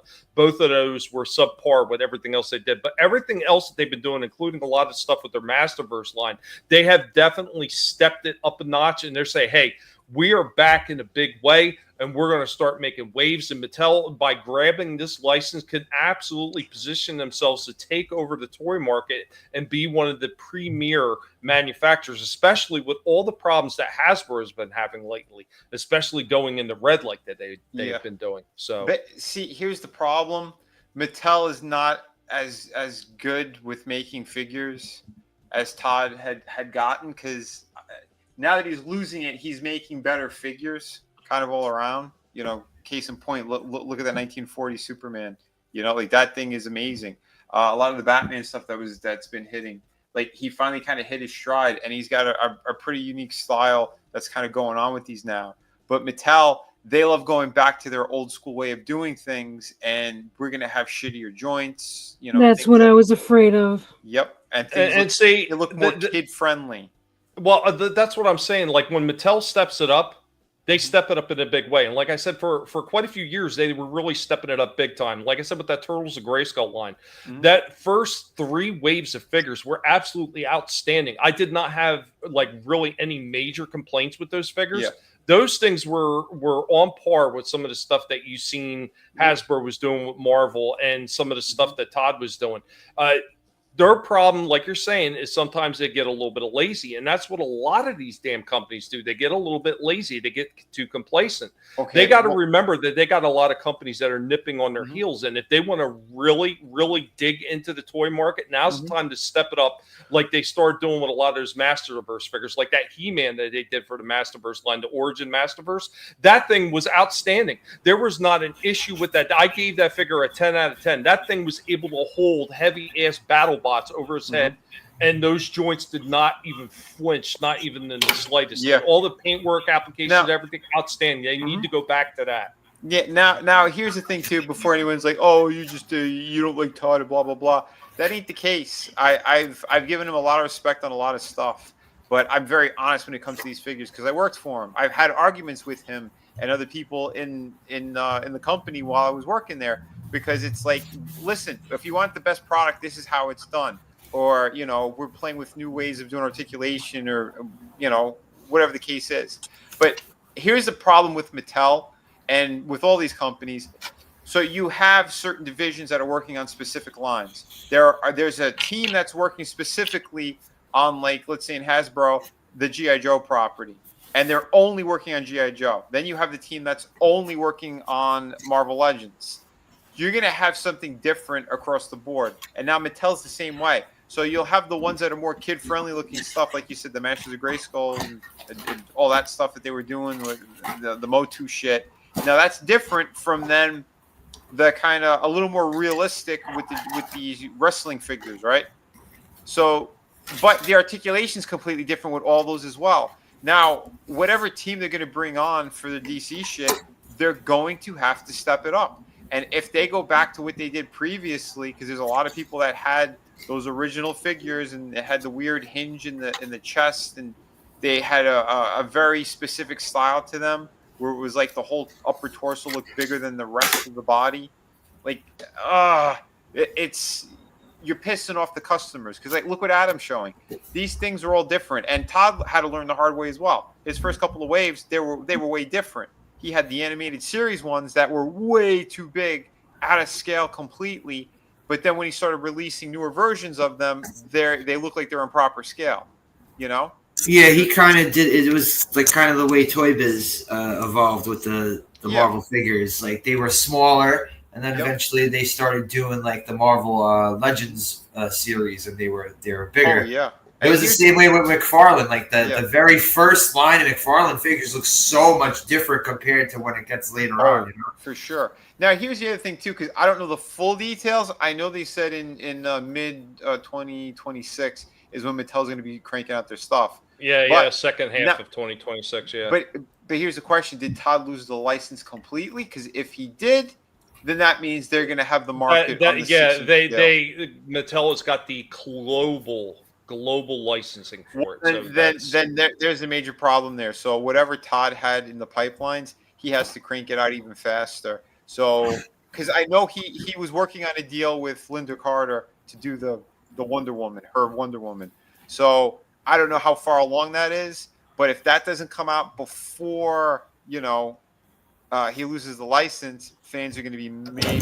Well, hold on. Okay, so you don't think that because he has something in the works that he'll have to forfeit that, even though that's already in the works? He might have to, because here's the thing. Think maybe he has a backup, like some sort of backup plan? Well, it takes about 9 months from the concept to finished product, and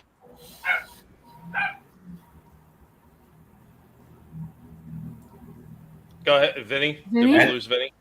I think we did. We might have lost Vinny. Well, I mean, here's the thing. I know Shifty's talking about McFarlane should re-release a lot of the limited edition figures that were hard to find over the next year, like Silver Age Robin. That's $100 on eBay. And he says he really hates to see him lose the license. That he's been going hard on the OG line lately. He's made a ton of mistakes. Released a lot of nice characters. When he does something good, it's usually great. Now, I don't want anybody to get it twisted. I am kind of happy that Todd is losing the license for one reason. This is the kind of thing that's going to promote some kind of real competition back into the toy industry. When companies start losing the license, that means they've got to work twice as hard to put out better products to be able to try to get those licenses back. This is a good thing overall for the toy industry when somebody loses a license, because once they get into a part where they're kind of stagnant, and they're not really giving it their all, this is what happens. This is a thing that could actually make everybody in the toy industry work a little bit harder to release much better figures, things that are more quality driven, that the fans, like all of us that are collectors and just the everyday fans that may want to pick up a character like that they've never had before, this is going to give us something that is a lot more, shall I say, price worthy for everything that they're charging for a lot of these figures. I always think competition is stagnant. You would say he's been being stagnant. I don't know. I would think so. Well, you know, here's why I say he's been stagnant with a lot of this. Instead of let's dig into all these different characters they should be doing right. And I'm going to bring up Lobo and the Demons, two figures. that he absolutely dropped the ball on, and there was no reason for him to drop the ball on. And why? It's a little bit of stagnation because he doesn't really have any other competition when it comes to those certain figures. So now you're going to get some competition infused into the market. So maybe this is going to make Todd rethink it, like, hey, maybe we should pay a little bit more attention to some of the things when we put them out to be able to get this license back eventually. This is the kind of thing that makes every think about wrestling. When WWF had competition with WCW, they stepped up their game.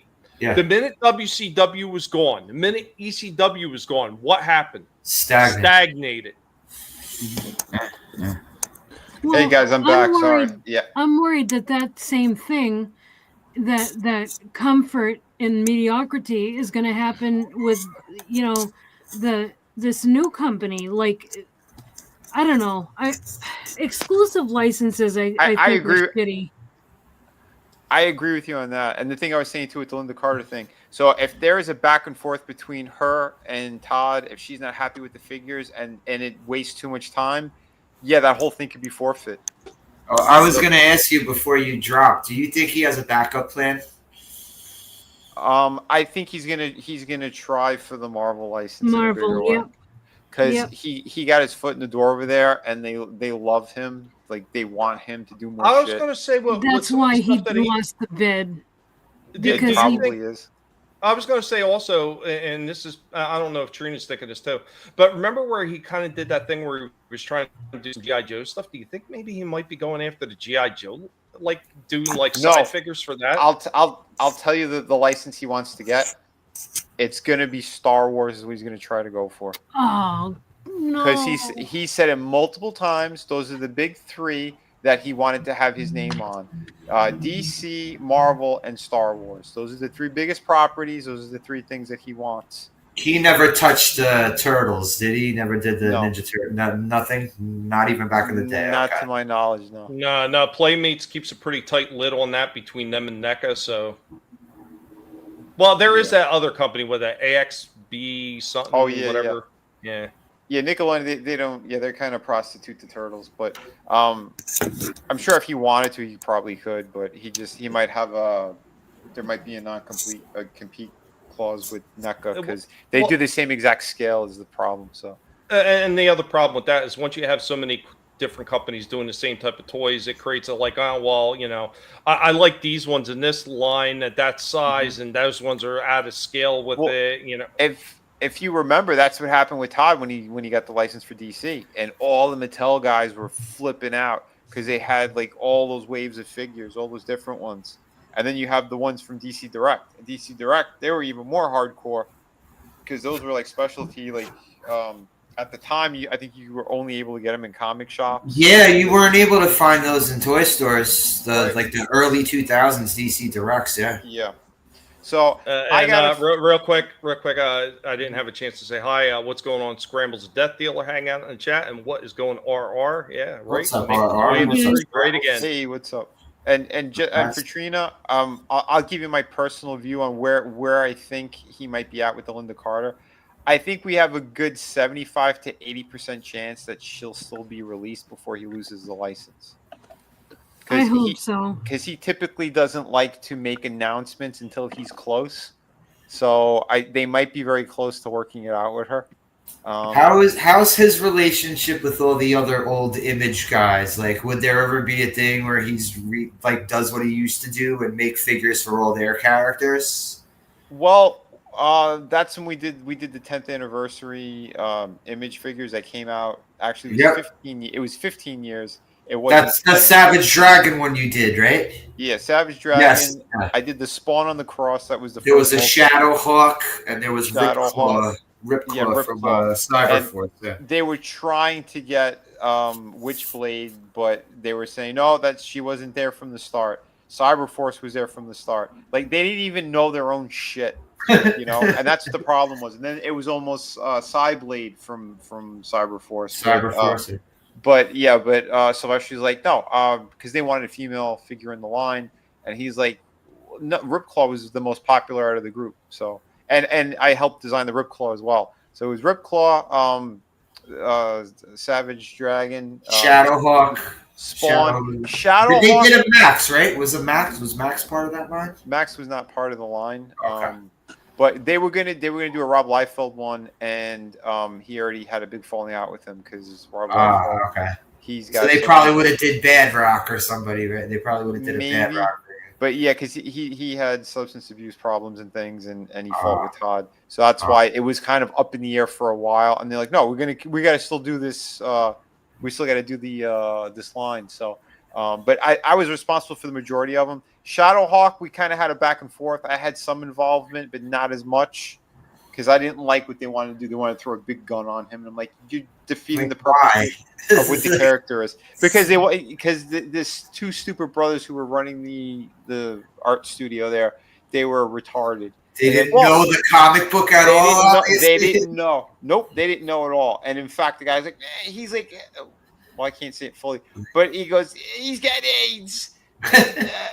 What do we do with this character? And it's like, well, he's got claws and shit too. And he breaks people's backs. The whole thing was not killing people; it was breaking their backs.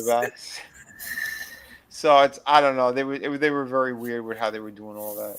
Well, once again, talking about Todd making some really dumb mistakes. Shifty's talking about this.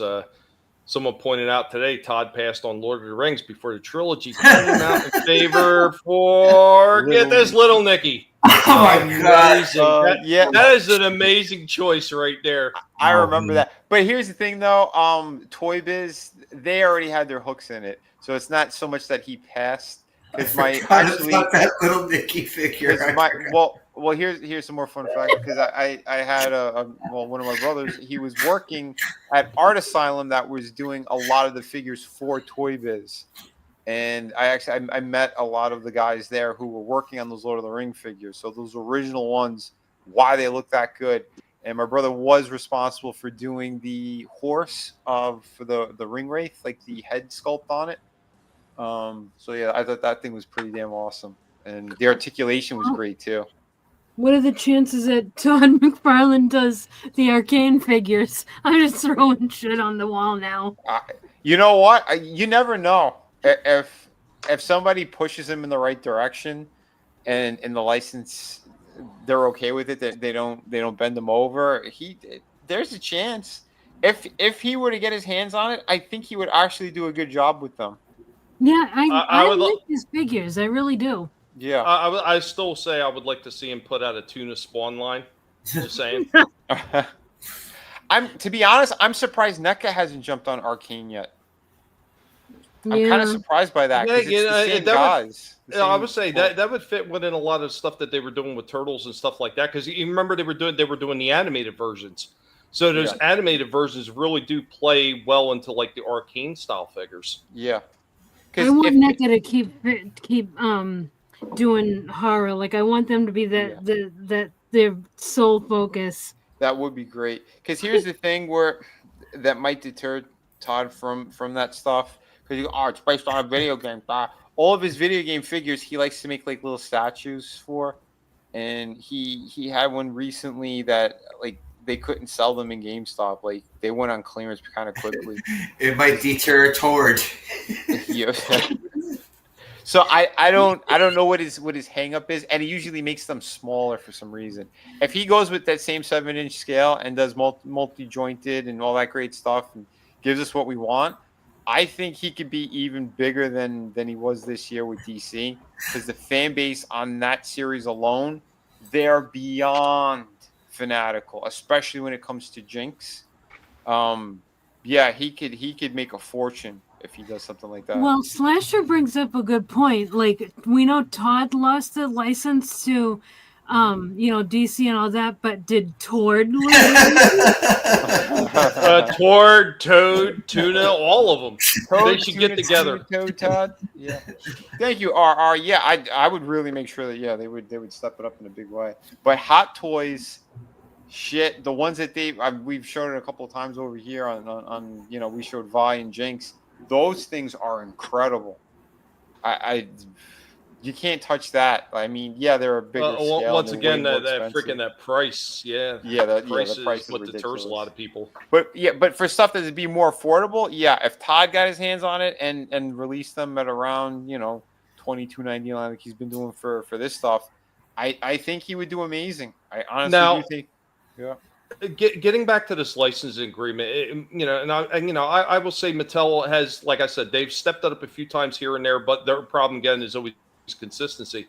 If there was one company that I would have really liked to have seen get the DC license, I wish it would have been Jada. Yeah, Jada's been doing amazing stuff. I'm really curious to see what their next kind of their next license is going to be, because they are getting some of the most praise we've ever seen in the toy industry with the Street Fighter stuff. And Street Fighter, there's a lot of companies that have been hitting those. These things are almost like every single one of them are a must buy if you see them. So the multi-jointed, alternate heads, hands, all that stuff, a little effect. I mean, there's only been a few times where we say, oh, well, maybe they should have had this or should have had that, but they were small nitpicks because what they did package with them was absolutely incredible. Yeah. I don't think I gave one of those figures a score less than 9.5. They've all been just stellar. I can't get over it. It's beautiful stuff. Yeah, I know Storm Collectibles, they're doing that same scale finally with the Alpha series, and yes, it's a slightly different style. It's more of the animated one that they did, but those first two that they're dropping look absolutely jaw-dropping. The Ken and Ryu. Once again, this is getting back to what I said about, Todd losing this license. I think it's good for the toy industry overall because it's injecting a little bit of competition in there, making people try to step up their game. I mean, Jada was known for doing die-cast cars and everything like that. They did a few Monster Universe figures and everything like that. They weren't bad. Trina, I think did you show one of them off one time? I know I've seen them. I can't remember if I've shown them on the stream though. Yeah, didn't you have the Bride? For some reason I thought you had like the Bride or something, or I don't have it. Showing it off. I can't remember if I did or not actually, but I do like remember maybe it was seeing the short them. clip. Maybe, yeah. I don't know. I know Vinnie has. I know I've shown photos. I never bought any of the Jada Universe. I came close to it because like when Ross had the sales, I almost did.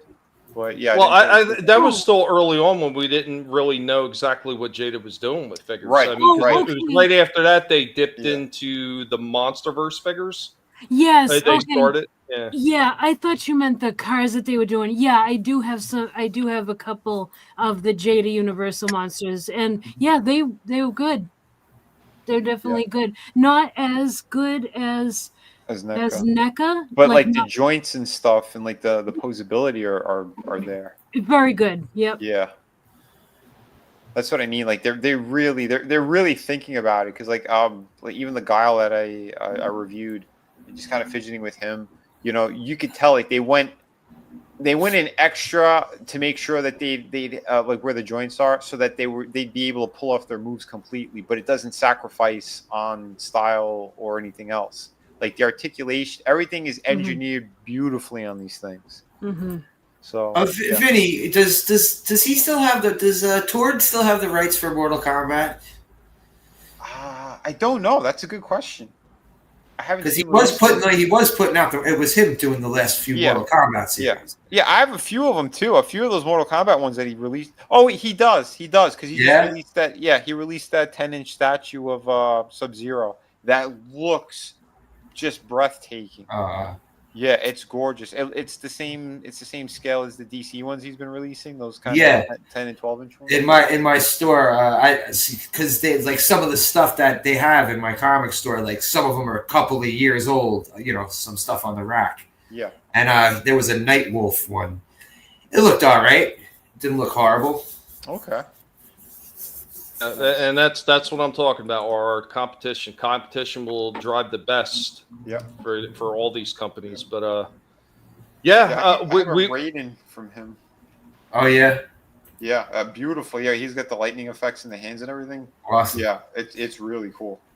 But I mean, as far as what I'm waiting to see, I'm waiting to see a lot of these companies start to pick up on that and they start upping their game even further. Because I think we're finally going to get it. This is the kind of thing that's going to drive the competition to just make everybody do just a little bit more like they should have. So as we're getting into the final segments of the show right here, I wanted to talk about some of the stuff that Hasbro is doing with Pulse. So I don't know if you guys have seen this one. I just got the email today on this one. So they're doing Spider-Man 2. And I got to say, I think this Venom looks pretty cool from what I'm seeing on the initial photo shots of it. Oh, yeah, those things look beautiful. The black suit Spider-Man from that wave looks really, really great, too. Like the Spider-Man 2, the video game, right? Yeah, the video game. Okay. Yeah, right there. Inspired by Marvel's Spider-Man 2 video game. But that's when that Tony Todd voiced the Candyman. Yeah. Yeah, so yeah, I never played the game. Again, I don't have the system. But... Hey, Vinnie, you gonna get that Puerto Rican Spider-Man over there? Oh, that's the first on my list. The Black Cat already sold out, by the way. She heard the pre-orders are gone. Too. Yeah, they look sharp. Yeah, they stepped it up. They stepped it up with the posability on them and stuff too. But all those Gamerverse ones, they sell out extremely fast. So I think they're supposed to hit in the summer, something like that. But yeah, I have stills of the black one that are all up, and yeah, I think he looks really good. I don't know, a black suit Spider-Man. If I see them anywhere, and I don't have it, I tend to want to get it because that's kind of my favorite look for him. That's a lot of people's favorite look for him. Yeah. And especially this one because it's all raised, the white spider on him, and he's got texture all over. Because in the video game, apparently, there's a lot more going on. So it's almost like sort of like a shell, but then part of it is like our traditional Venom shit that's coming off of him. So it sort of is like a suit that goes on him, and then it looks dope. But they gave him the proper like that hinge with the upper diaphragm cut, like the one that we really like. So his posability is going to be really, really sweet on this thing. And yeah, so I mean, he doesn't come with a ton, but what's there is it works. Yeah, that's enough. I'd say that's enough. Exactly. You don't got to give him a gun. No. Well, sometimes a lot of these figures they overcomplicate it. Sometimes simplification is the best way to do it. Yeah. Yep. And she does. She looks really good. Yeah, she does. Yeah, my brother played the downloadable. She had like a whole downloadable story in the game. And I watched them play some of that because I played the original game, which was amazing. But I guess she's in the sequel as well here, so we decided to put her in there. And yeah, articulation's awesome. They gave her the hinge. They went higher than they did with like the Phoenix one that I have, but it seems to work. I guess their engineering is getting better now on these. But yeah, again, the posability is really, really awesome. It's when they step it up and it's a good looking figure, people are going to grab it. And it's kind of like that. What was that? The one you were talking about, Warbird, the Miss Marvel. Yep, that thing is amazing. Yeah, she sold out in a heartbeat.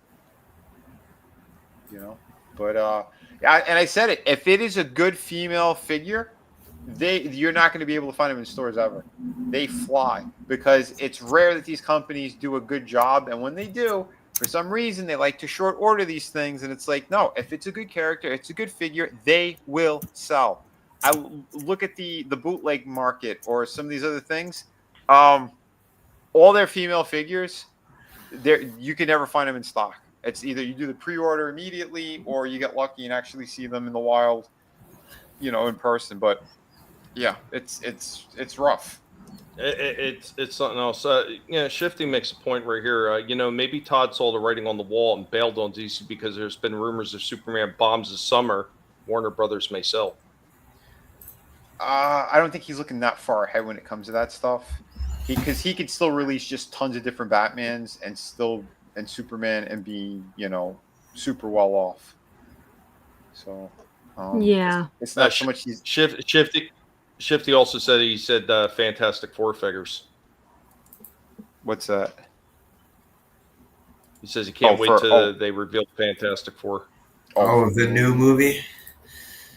I got no desire to see that new movie. I hate Pedro Pascal. I'm so sick of him. I like the more classic. I wish they would go back into the classic look for him. Like do some really like killer Fantastic Four classic figures. Yeah, that'd be awesome. But what you were saying about the female figures, so it was maybe about a week or two ago. I went into my comic book store and they had this figure sitting there, and I asked the dude how much it was, and he said he was holding on to it for somebody. This figure, I just saw this figure. I'm very unfamiliar with the character. I know she's Colossus's sister. That's about all I know of her. But this fucking figure looks fucking awesome. Yeah, look at all the shit she comes with. Yeah, she got like. Oh yeah, this was originally a Walmart. Not Walmart. Walgreens exclusive. Yeah. And yeah, they re-released her recently. Yeah.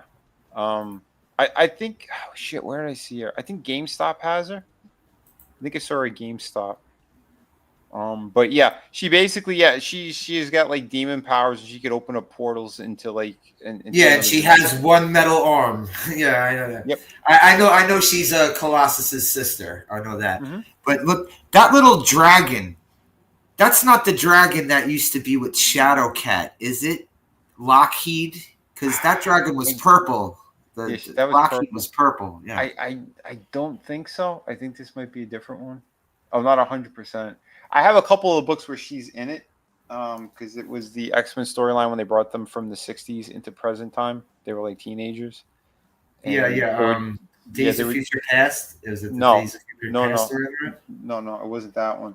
I think it was Bendis who was writing it, but so it was later than that. Okay. Yeah, it was later, and they were trying to get like the original X-Men to kind of confront their adult versions to stop them from doing evil shit. Because I know she was introduced as a new mutant. I know that. Yeah, because she was in those books because she was helping out one of the teams, and basically she could open up portals and bring like them. All right, here's a bit of a better picture, a bit of a closer up picture. Yeah, it's nice. It's kind of dated from like the articulation, the shit that they have now. Because like her knees, you could see that they have pins through them. Yeah. Which makes it a lot weaker of a joint.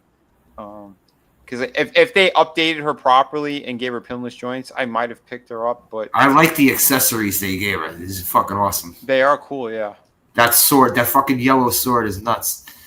Yep. There is some cool shit with these characters for sure. But yeah, he was holding on to it for somebody, and I was like, He was like, well, I didn't even get to find out because he was like, I'm probably gonna have to hold on to this for somebody. Like, I got like a bit of a runaround answer, Yeah. I was like, oh, if it's here tomorrow, the guy didn't pick it up. That's what it was, basically. Gotcha. Yeah, the guy ended up picking it up. But if it ever, I doubt it's gonna be back in that store. But yeah, shit. Because I know they had the same issue with. No, go ahead. Yeah. Go ahead. No, I was gonna say they had the same issue with that Amazing Fantasy 15 Spider-Man. That was, you saw him at the end of the one review I had. He was an exclusive to Target, and they're re-releasing him now because so many people wanted the thing. Yeah, Shifty says, I think it was Lockheed because Lockheed was an alien, if he recalls correctly. So there was only one. Her and Kitty were best friends until she got de-aged. She may have conjured a new dragon. Yeah, I think that's what it was. They de-aged Kitty Pryde in the comic books. No, I think Magic. Oh, okay. Yeah, what's her name? Ilana. Ilyana. Ilyana. Yeah. Ilyana Rasputin. Yep. Yeah, because I was she a character that they killed off for a short time too? Probably. They killed off quite a few of those New Mutants characters and brought them back. Yeah. Because I always liked her. I thought they did a good job with whenever they implemented her into her storyline. It just kind of worked and was cool. Because she was more of a badass. They gave her that Russian attitude that kind of worked in the books. Chaos, this is for you. Cocaine's a hell of a drug. Oh, and by the way, he's always Tommy, mentioning it. that Venom figure, he's 10.5 inches. Wow, nice, Yeah, proper scaling. He's massive, and he does have an extra effects or that they put on him. Well, I seen like the alien, like I don't even know how you get a splash effect or something like that they had on them. Well, they have like the drool in the mouth too that you could attach. So, oh, very nice. Yeah, here's some of the different shit with the character. But yeah, here it is. So you slide that onto the tongue to make it look like his mouth's all like salivating and shit. Very nice. That's awesome. Yeah, I would have never thought they'd go that far, but yeah, it's pretty sweet. I think they said there's a part in the game you could actually play as him as well.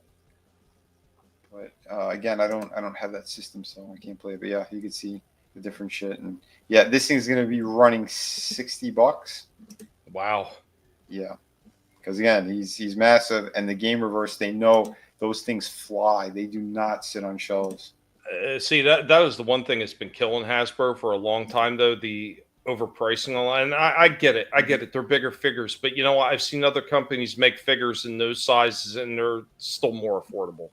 Yeah, that's true. Because he's sort of like a mix of the movie one and the comic book one. That's kind of the look. Because in this universe, it is different from the 616. It's kind of its own thing because they also released a mini series from the Spider-Man video game world. They took some different changes because I think that's Harry that's in here. It's not Eddie Brock.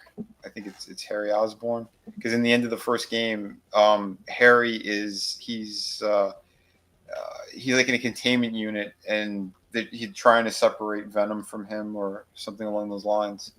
So, yeah, I mean, I like that they kind of did their own thing, but for the most part, it is more of like your traditional kind of old school Spider-Man. You could tell that the people who made the original game are massive fans because they were very respectful to that whole universe, but still told their own story, which worked. Some awesome looking stuff. It's kind of it's nice to see that. One last thing I want to talk about HasLab's got coming up is they got this guy. Now I know this was like a Takara only release for their version of Transformers, Death Cobra. Kind of interesting once again to see them delve into the stuff that the American audience didn't see quite as much with the Japanese only Transformers. So interesting. Nice. A lot of the other stuff that I've seen they got coming out I wasn't super interested in. I mean, there's still some of that Transformers 1, and I know some people like that. I just don't like what they did with the story from what I've seen of it, and I have no interest in seeing it. But some of this other stuff they're releasing, interesting. Definitely pretty cool. Yeah. Hash pipe. Yeah. They're ridiculous with their prices, and that's something else I've talked about over and over again. They sell these things at the same prices they charge in store, and you're getting it direct from them, which they sell to the stores for a hell of a lot less, but they're charging you full price plus shipping. Yeah, way to go, Hasbro. Way to go. You wonder why your freaking company's tanking. Morons. Bunch of jackasses. So, did we have anything else on the table, on the docket for today, or? I got one thing I could show you guys. Sure do. Not that, you perverts. Hold on. Here's a piece of artwork I kind of teased earlier. So I'll show you guys that. This is actually the piece that I was working on while we were doing the Hannibal review, and then I finished it up into the night. Here is Bucky Barnes' Winter Soldier. Hello everyone, this is Vinnie Mella, also known as Vinnieart. You can find me on social media on that handle and on YouTube as well. Also Mella Art World on YouTube. But yeah, here's a brand new Bucky Barnes Winter Soldier piece that I just did. So I hope you guys enjoyed this one. It is for sale. It's staying as is, no inks. I really like how I did this one. So, but yeah, I'm going to retain the pencils. They're very tight. They look awesome. So yeah, if you like it, let me know. Leave a like. They're going to hit for that music. Oh, will they? I have it up on here, like some of the other ones, because it's less than a minute. I don't know. That might look good next to that Captain America right there. I'm just saying. Well, that's why I was making extra stuff because I'm bringing it to the show this weekend. Hell yeah. If anyone's in the West Palm area, let me know. But Adam, if you are calling dibs or something, we'll have to talk. Yeah, if it doesn't move, you've got the con, brother. I get it. You know how I go, bro. But yeah, you go for the con. If it doesn't move, give me a call. Okay. Because that would go really, really, you know what I'm saying? That would look good. Next to the cat that you got there. I was really happy with how this was coming out. So Adam's going to mail in some laxatives, and people ain't even going to know they're taking them just so they can't try to get it from Trina, what were you saying? Sorry. Oh, it was kind of unrelated, but it was about what Tommy was saying about hitting for the song. I was going to ask, will they still hit even though you're allowed to use it for a short? Yeah, for the shorts, they're okay. If we're doing a live stream shit, that's a good question. If they do, we'll just trim it out, I guess. But I don't know. I've been hit on shorts for music. Well, it says on there it won't even affect my because it's like less than 60 seconds or something. Like because I have mine monetized, so it says it doesn't affect monetization or anything like that. Well, I'm just saying I know that they've hit me for it before, so I don't know. I mean, YouTube is very funny about that damn whole copyright shit anyway, even when they say it's okay. I mean, shit, I've been hit on my own music, the music I've created, and I had to argue with those idiots over it. Like, hey, I created this. This isn't somebody else's shit. Get out of here with this. Do not make me sue you. I know. That's why I use their built-in system what they got here, but yeah, they're assholes. But either way, so we got some cool artwork there for you fine folks. So incredible looking piece, Vinnie. As always, man. Thank you, amazing man. work. Hell yeah. I did more of a kind of classic look from the comics, but the movie was pretty good with how they kind of handled it, and his design. It's almost spot on to it. But awesome. There you go. Awesome. I think we're coming in for another happy landing as always. Real quick, I want to show this piece off again. I just love this piece. Still have it sitting up in the back like that. Well, minus the backboard and the diorama, but man, I love those things. See, that's all I mean. They didn't even have to do a ton for these things. Mm-hmm. They just did just enough to really capture that nostalgic vibe of the original Turtles. It's like those black and white ones. I definitely want to put them up somewhere eventually too. But that is just about it. We are wrapping it up. We got one last piece of business to take care of, and here we go. Ladies and gentlemen, it is now time for the Golden Trina Award for the best review of the night. Oh man! All right, so all right, I'm gonna give this to you, Tommy, because you actually have toys from the past, and this is Collectable Past. So yeah, you win the award tonight. Awesome. Thank you, Trina. The pig is very happy to accept this award. We will accept it humbly this time, and we are not going to, look down upon anybody, even though you guys are below the pig. Bullshit. Thank you, Trina. She gave it to him for his micro PP. Hey, I know she gave it. She gave it to me because of the pigs, because the pigs put in so much hard work. And for our sick brother Rorschach, please get well, pig. Please get well. Yeah, send in the best thoughts for sure, man. Yeah, I didn't even know about Rorschach until you mentioned him last time. I've been trying to keep it under wraps because I mentioned it like once or twice. It's just I can't go through it again.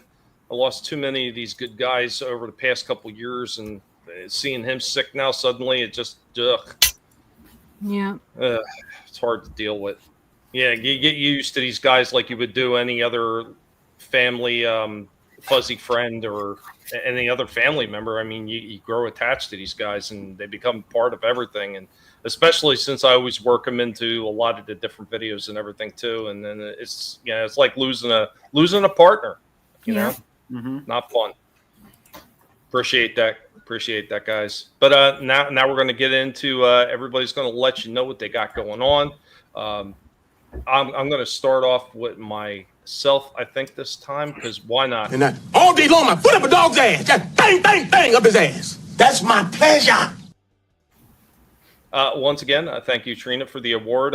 The pigs, both Dark Helmet and Indy, are very happy because they are accepting on behalf of the Guinea Pig Collective. The pigs deserve it. They put in a lot of work. But guys, thank you. Every single person has been watching and has joined us tonight. Everybody has chimed in. We really do appreciate you spending your time here. You could have chose to spend it anywhere, but you're here with us, and it is greatly appreciated. And we hope that you had as much fun as we did presenting everything to you, along with all the discussions and everything. It's always a blast to do these things, and it's always just a relief to be able to talk about things we enjoy or things that we are excited to see coming up. Thank you so much for always being here. You guys are amazing. Be sure to always share this stuff out and let everybody know what exactly we're doing. If you had a good time, let other people stop in and enjoy the thrill of this stuff along with us. So now we're going to kick it on over to some of our other panelists, and they are going to let you know what they got going on as well. So here we go. What car is that coming up? Creepy. Drive-by. Yeah, there's your drive-by. Just like a punch in the face. I mean, it's just a punch in the face. I mean, look, his face is literally caved into the side. I did good, right? Did a great job. Yep. I mean, it's just hilarious to have yeah, because you got to have fun, right? Isn't that what this is all about? Absolutely. Yep. Dude, oh my God, it's amazing. Every little bit. Look at this. Yeah, I He's mean, gonna be it buried is by these cram-packed, tight, giggity. You get an avalanche of DC figures gonna fall in. Yeah, look at that though. I mean, it's everywhere. And then we've got the big man up there just telling you this is for you, Gene Hackman. I feel so bad that he passed, and I just ripped off Lex's head to make it. But again, there it is. There's where it started. It just had to be Trina. It's all her fault. We have to have Linda Carter. I need her. See, we've got close enough with the Migos here, but no. We need to finish the set. You know what? Or Burt Ward Robin. Did they do a Burt Ward Robin? Does anybody really want Burt? Well, the fucking hardcores would. The hardcores would. In the 5.5 inch scale. That's because they got them in the little ones. Yeah, 66. I've seen that one. I haven't seen Yeah. The only one he did at like the 7-inch scale is Adam West. So I know. We were hoping we'd get more. Well, we were also hoping for the Jack Nicholson Joker. That too. I mean, this is the closest I've found. Mm-hmm. Which is a good one you showed a while ago. But that's all I've got. We went all the way around, and I'm glad that you enjoyed the concaved in face because I thought it was hilarious. So I'm glad that that was great. It brought hopefully some joy to you guys. And again, this is what we're talking about: having fun. You'll catch me right here with all these fine folks talking toys. And I'll probably be on tomorrow with Vinnie and then the men's room, 9 p.m. Eastern Standard Time with Seth and the guys on Friday. But yeah, other than that, go have fun. Ooh, yeah. Because we're gone. Awesome. Thank you, Adam. All right, now we're going to kick. Yes, Lizzie.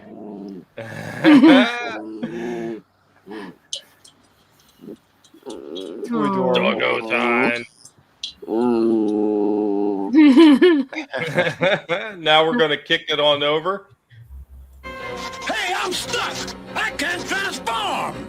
Oh, thanks. I think. Yeah, man. Thanks for letting me chill again and talk toys.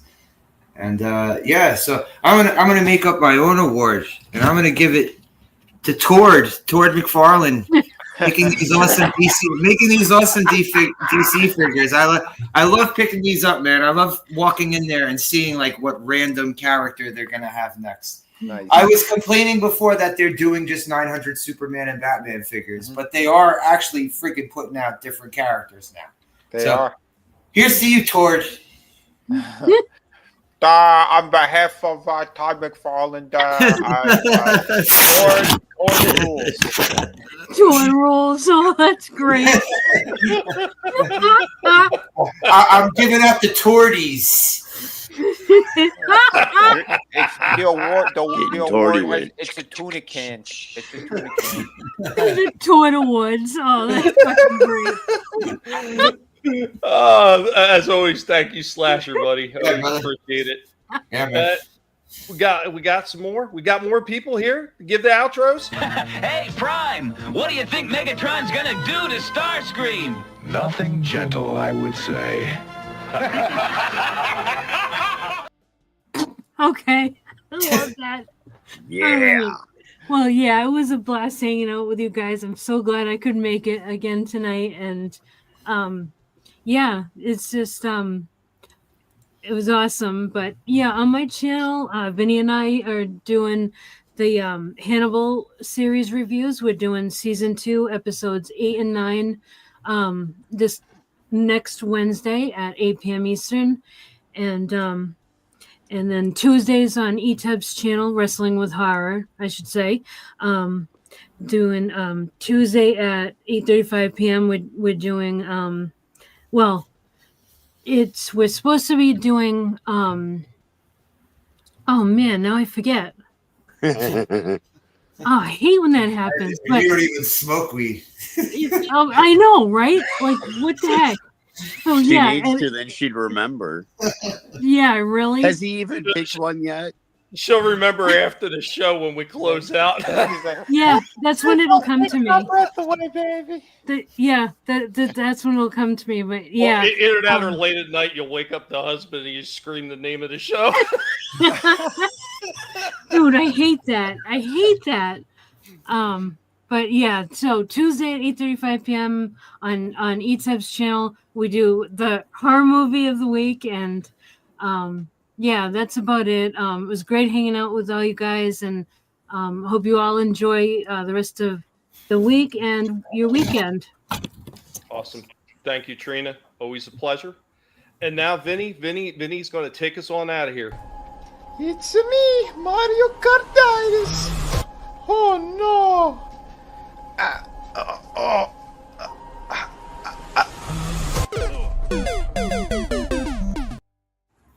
Yeah, everybody. Yeah, if you are in the West Palm Beach area, I will be doing a convention out there this weekend. I'm jumping on board with someone invited me. They gave me some space at their table. Actually, they're pretty much giving me their table, and they're only taking a little bit of space. So I didn't know about this thing, but yeah, it's TCG Miami is the name of the thing, but it's in West Palm. They're invading West Palm.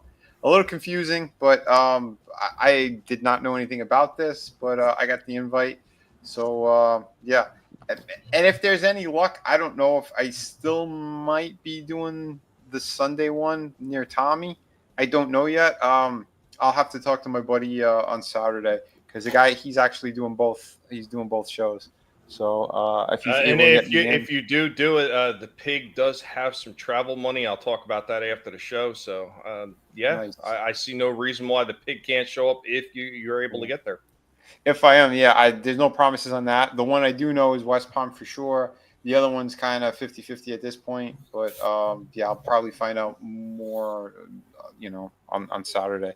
But either way, yeah, if you want to back my projects, please do. We got some awesome stuff out there. I put the link tree in. It should be in the description anyway. But yeah, if you want some of my cool artwork, I do all sorts of different amazing pieces. This is the art book campaign. So if you haven't seen all this great stuff, hop on there. Again, all the links are there in the description and all that stuff. We do have original artwork for sale. You name it. You get 2 different art books. Everything you look at Spawn. I got a book called Spawn. Tord McFarlane. Shout out to Tord. Yep. So Big Tord. You want some cool stuff, jump on it. This Wolverine did sell out. I keep forgetting to update this thing, but he did. Yeah, you're not gonna be able to find him on the side, but the rest of these pieces I think are still available. Yeah, they should be. Like I said, but I have some other new original artwork as well. And like I said, the prices kind of vary. But yeah, and if you haven't seen or picked up Shadow of the Kraken, please do. That's the other one that's available along with Through the Woods. You could find Through the Woods on this campaign. It is right here on the tiers. So if you missed it and you want it, jump on it. Yeah, it's the only thing you can't find right now is City of Venus 1 because I am working on the sequel. And once I'm ready to launch, I will probably put the first one back up on that. So, you know, the people who haven't gotten it, they get a chance to get both books. So, yeah. More coming at you soon. And tomorrow, yeah, tune in. We should be talking some crazy stuff on the Friday Underground stream. Some disappointing stuff. We kind of got, well, we didn't get what we wanted. They're still playing games apparently, and there's some shitty people that are in the 3-letter agencies that are destroying evidence. So hopefully more will come to light before things are completely screwed up regarding the lists and whatnot. Stripe has the answer how to fix those people.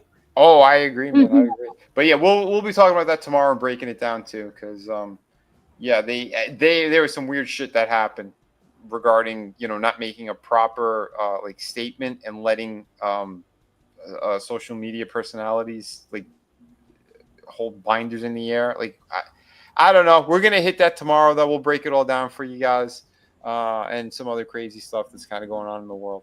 But yeah, and then Sunday we'll be back covering Primal Season 2. So we'll see how many we could plow through. But they've been amazing. If you haven't been watching them, come watch them with us. Yeah, most of the people on panel here have been enjoying the shit out of it. And yeah, so more of that coming soon. Tommy, everyone on panel, everyone out there, thank you so much. Please have a great night.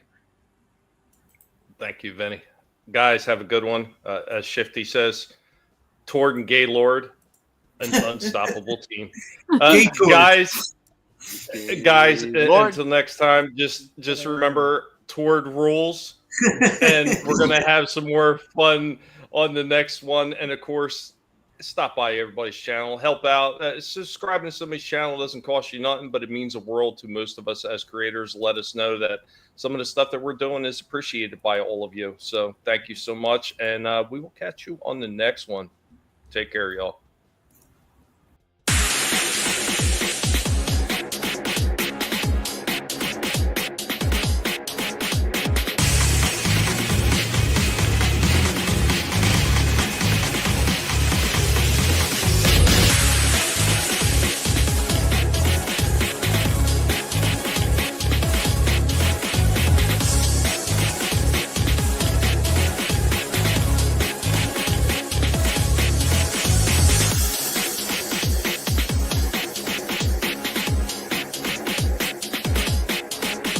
You better run, Mojito. You what? I thought you said don't move. That was before. Now, you run. Adios, amigo.